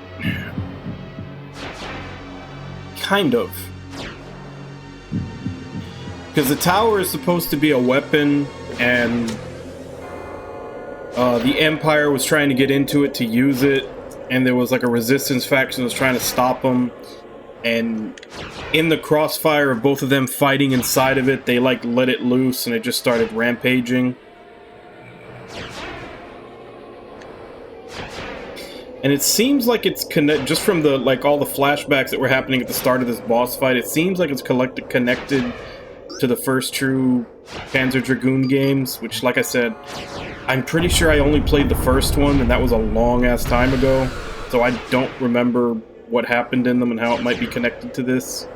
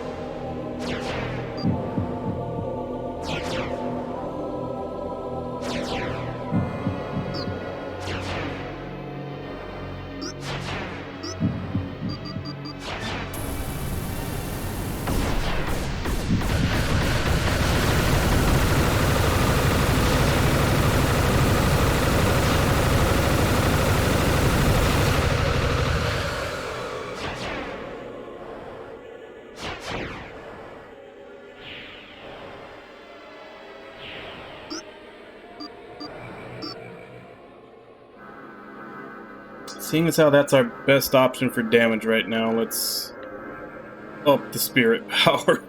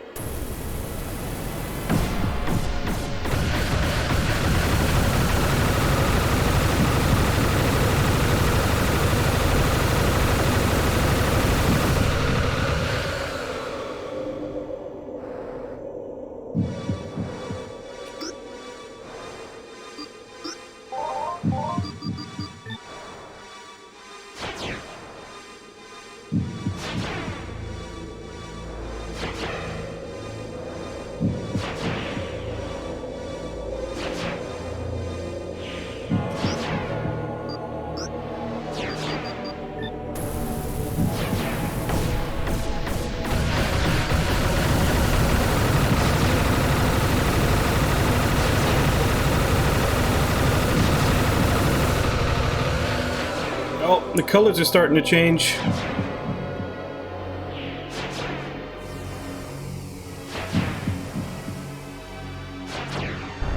Okay, hold on. Alright, let's change Kitty.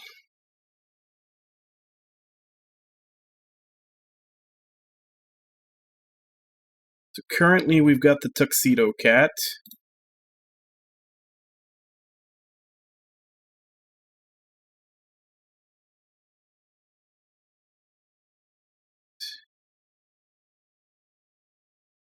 Other options that we have a solid black cat, Scottish cat, which is black, but it's got the curved ears, an orange tabby, gray and white, like a white with gray stripes, and a pure white. So, which one would you like, Whalemaster?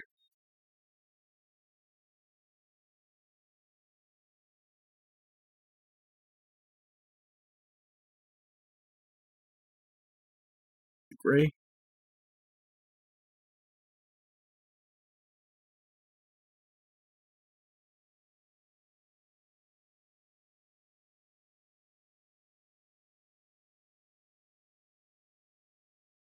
Just need to refresh it.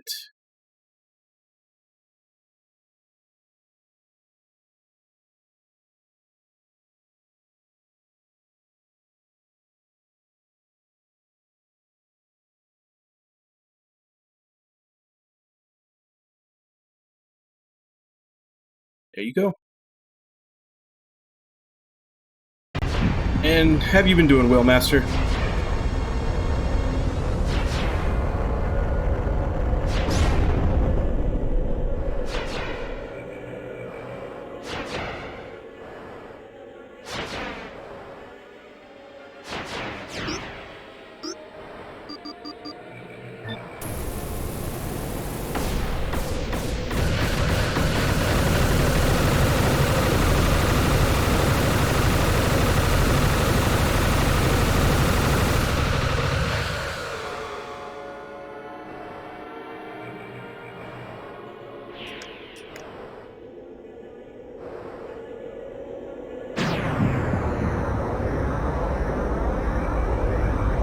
Oh, that's not going to matter because you unless there's another phase, you're dead on the next cast.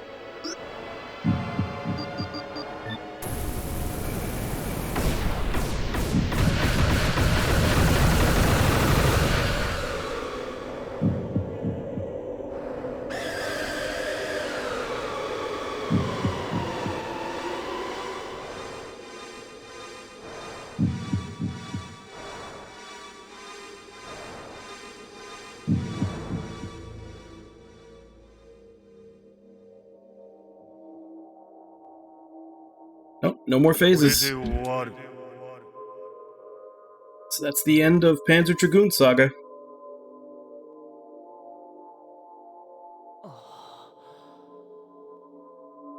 この声、ドラゴンなのか？ 9世紀の残した遺跡、すべては今私と共にある。さあ、私を殺してくれ。絶対の客人よ。そのために私は帰ってきたのだ。Now everything kind of disintegrates in this game when it dies. そうではない。どういう意味だ。私は絶対の客人を導く存在に過ぎない。9世紀の呪縛を解き、世界を再び人の手に戻せるのは、外の世界よりドラゴンに導かれた者。君だけなのだ。絶対の客人よ。世界を人の手に返そうとしたあの時から始まった旅の、そして数千年にわたる使命が終焉する時が来たのだ。さあ、ボタンを押してくれ。少年エッジに宿りし魂よ。再び Which button? 全てを始めるために。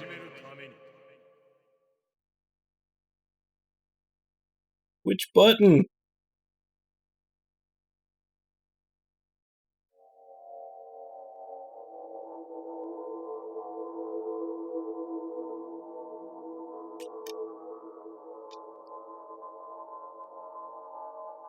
I just pressed all of them. ありがとう。そしてすまない。そうか。君が僕の中に。君こそが絶対の。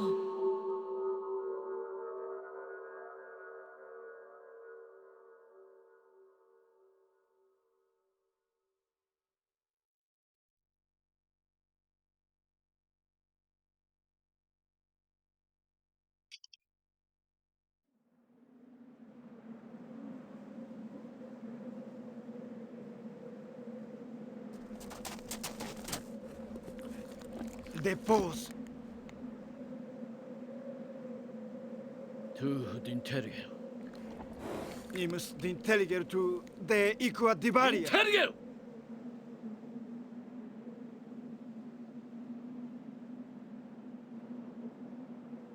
Lasciane. Exia. Rufisa. Leitio. Dena.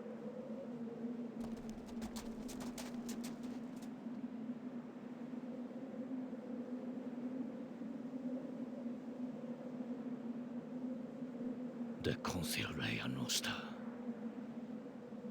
Dana zas ecci.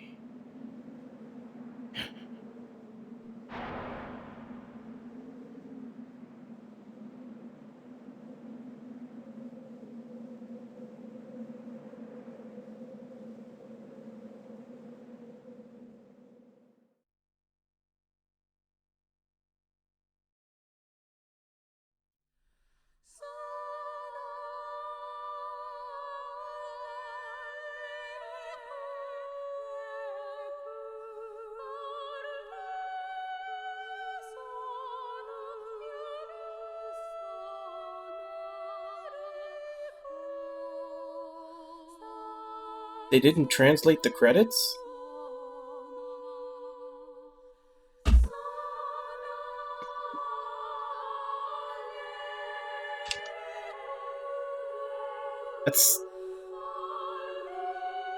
That's pretty odd that the whole game, I mean, this was a Western release, the whole game was translated but not the credits.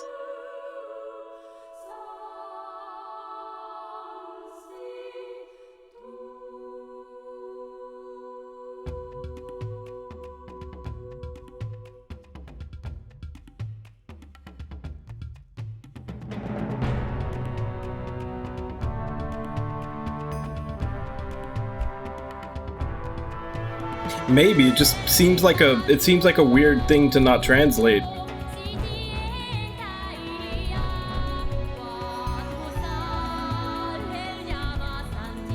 Like you get through the whole game and then they're like, we don't want you to know who make this.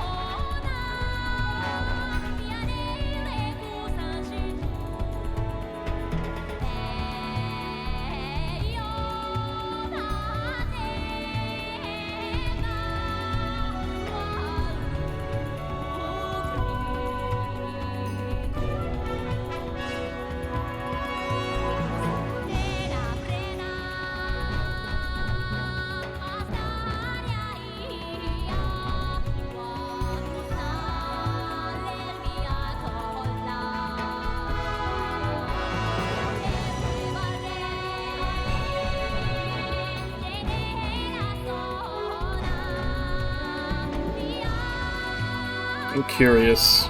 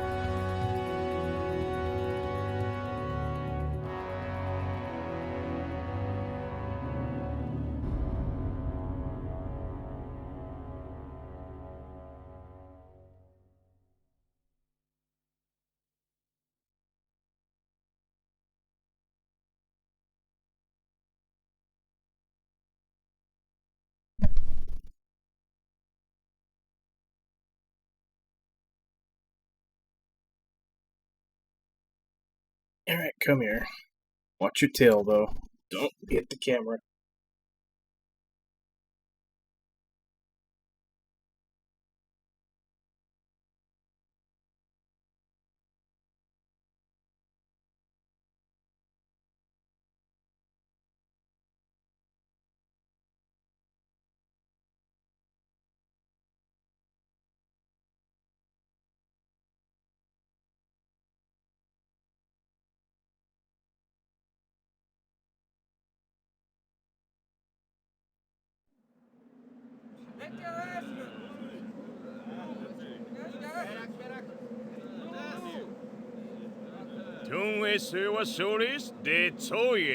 I'd put it in full screen, but my hands are kind of busy right now.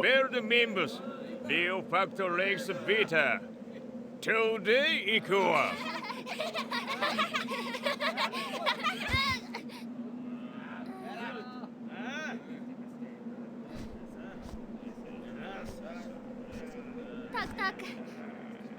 Veritas! Don't waste years out the laws to create laws.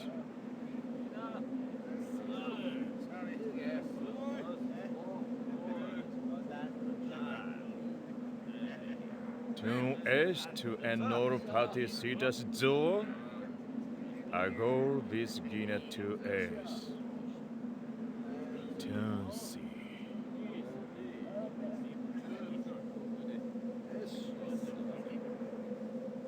Civitas to feng jadu transu.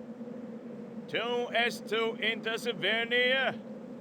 Laos decifir lofisa es a mutus.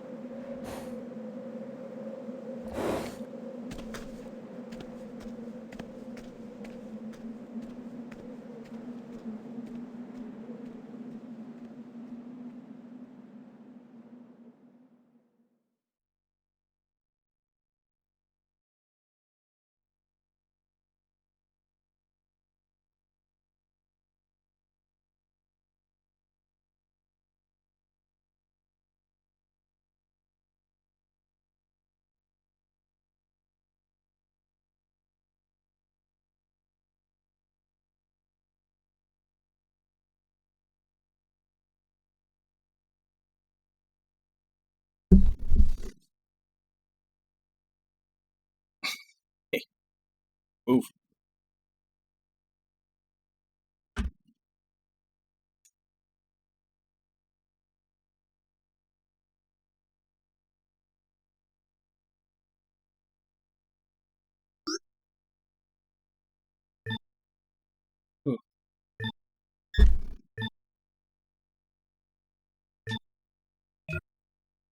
Okay. That's the ending.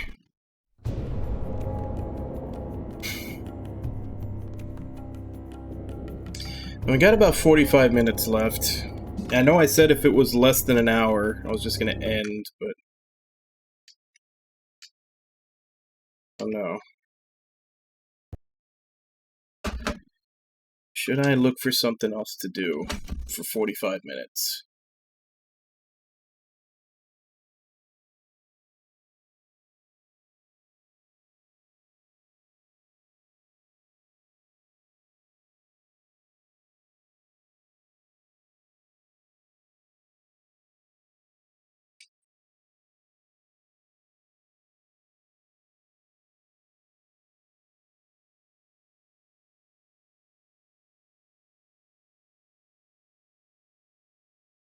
Looking through my list of roguelikes. Is there anything I want to play for?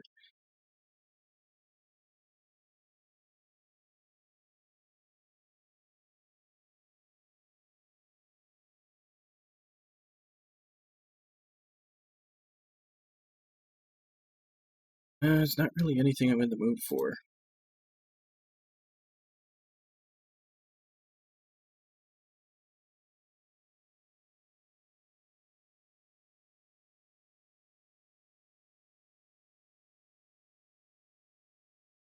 Nah. I think I'm just going to end it here.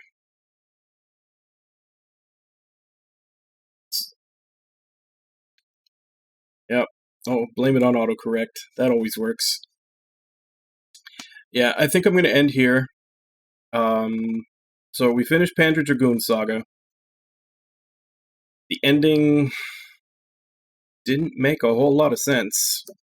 Kind of a fourth wall break, actually, because when you very first start the game, it asks you not for the character's name, it asks you for your name, and then it says, "Is that really your name?" And then it doesn't make any mention of it throughout the entire game. And then ending, there's a fourth wall break where it's like, "I'm talking to the soul inside of Edge," and it mentions the name that you put in, of which I put in EBF. So they're kind of breaking fourth wall and looking straight at the player in the ending there. But anyway, it was a fun game. The only frustrating part, just like all the reviews said, was that one underground part with Uru. And honestly, the main part of that was just the fact that you didn't have your dragon, so you couldn't level up. So it felt like everything you did there was, like, any fights you got into were kind of pointless. And it was just a long dungeon. But a very fun game. I do hope for a remake. I know a lot of the people that have played it has said, "Why has it never been remade?" I actually do think this is a good choice for remake, because the gameplay is solid. The story is decent. Maybe they could add something to that ending to make it a little more clear what the hell happened. Because I'm not even 100% sure who that was at the end on top of like the mini dinosaur thing. Because it looked like Edge's build, but it had Azel's eyes. Of course, it could have been Azel. She's just wearing multiple layers, but like the actual build of the body kind of looked more like Edge. So I'm not entirely sure what happened there, other than, the whole tower and dragons and everything getting taken out. Which is basically the entire storyline was just, tower is a big, strong weapon, people trying to use it, it gets unleashed, and we have to get rid of it, which we did. Like I said, the start of the boss battle was a whole bunch of flashbacks to what looked like the Panzer Dragoon, 1 and 2, which I don't know what happened in those, so I don't know how it connects. If I did, I'd probably have a little more insight into what happened. Maybe. So, I don't know. Maybe I'll buy the remake. I don't know if they remade the second one. I think they only remade the first one. I may buy the remake and then track down like a Ramas we put those on the list to do later. Maybe if I played those, I'll understand this a little better. But now that we're done with this, up next is Drakengard 3, as we're continuing through the Yoko Taro games. And since we're putting a game in between each one, and tomorrow will be the first day that I'm doing Drakengard 3, that means I'll also be putting up the Redemption to pick the game that goes in between Drakengard 3 and the Nier remake. So anybody who has enough points saved up and wants to pick it out can redeem it tomorrow. I start same time as usual, 2 a.m. Central Standard Time. As always, check the schedule below for that time in your area. Let's go ahead and see who was here today. Irby, Ragna, Whalemaster, Nami, Gamer Got a Game, Snort Chupicarp. Thank you all for coming in and chatting with me while I play. Thank you, Gamer Got a Game, for the raid. Thank you to anybody else who may have been lurking and watching. As I said, we'll be starting Drakengard 3 tomorrow. And as for right now, let me see if I can find someone to raid.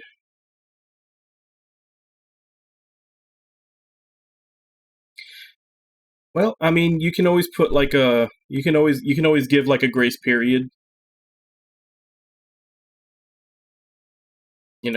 If like give it a day maybe.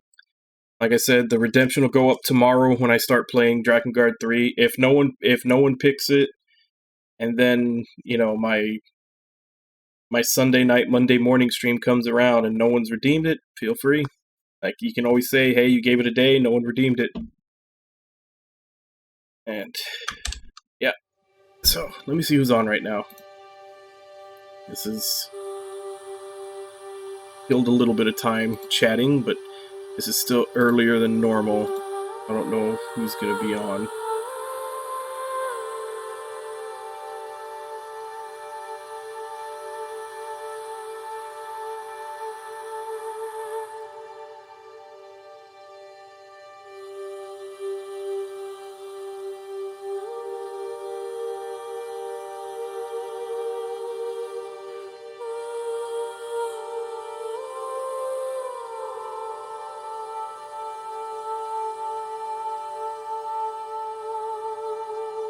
I guess we can go ahead and raid Dark Shadow Rage, who is currently playing Tales of Xillia.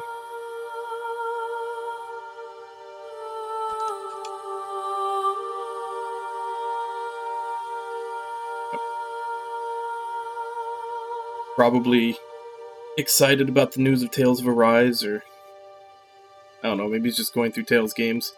But either way, let's, as per usual, let's go ahead and jump in, say hi. Hope to see you all next time, and until then. Bye-bye, everybody!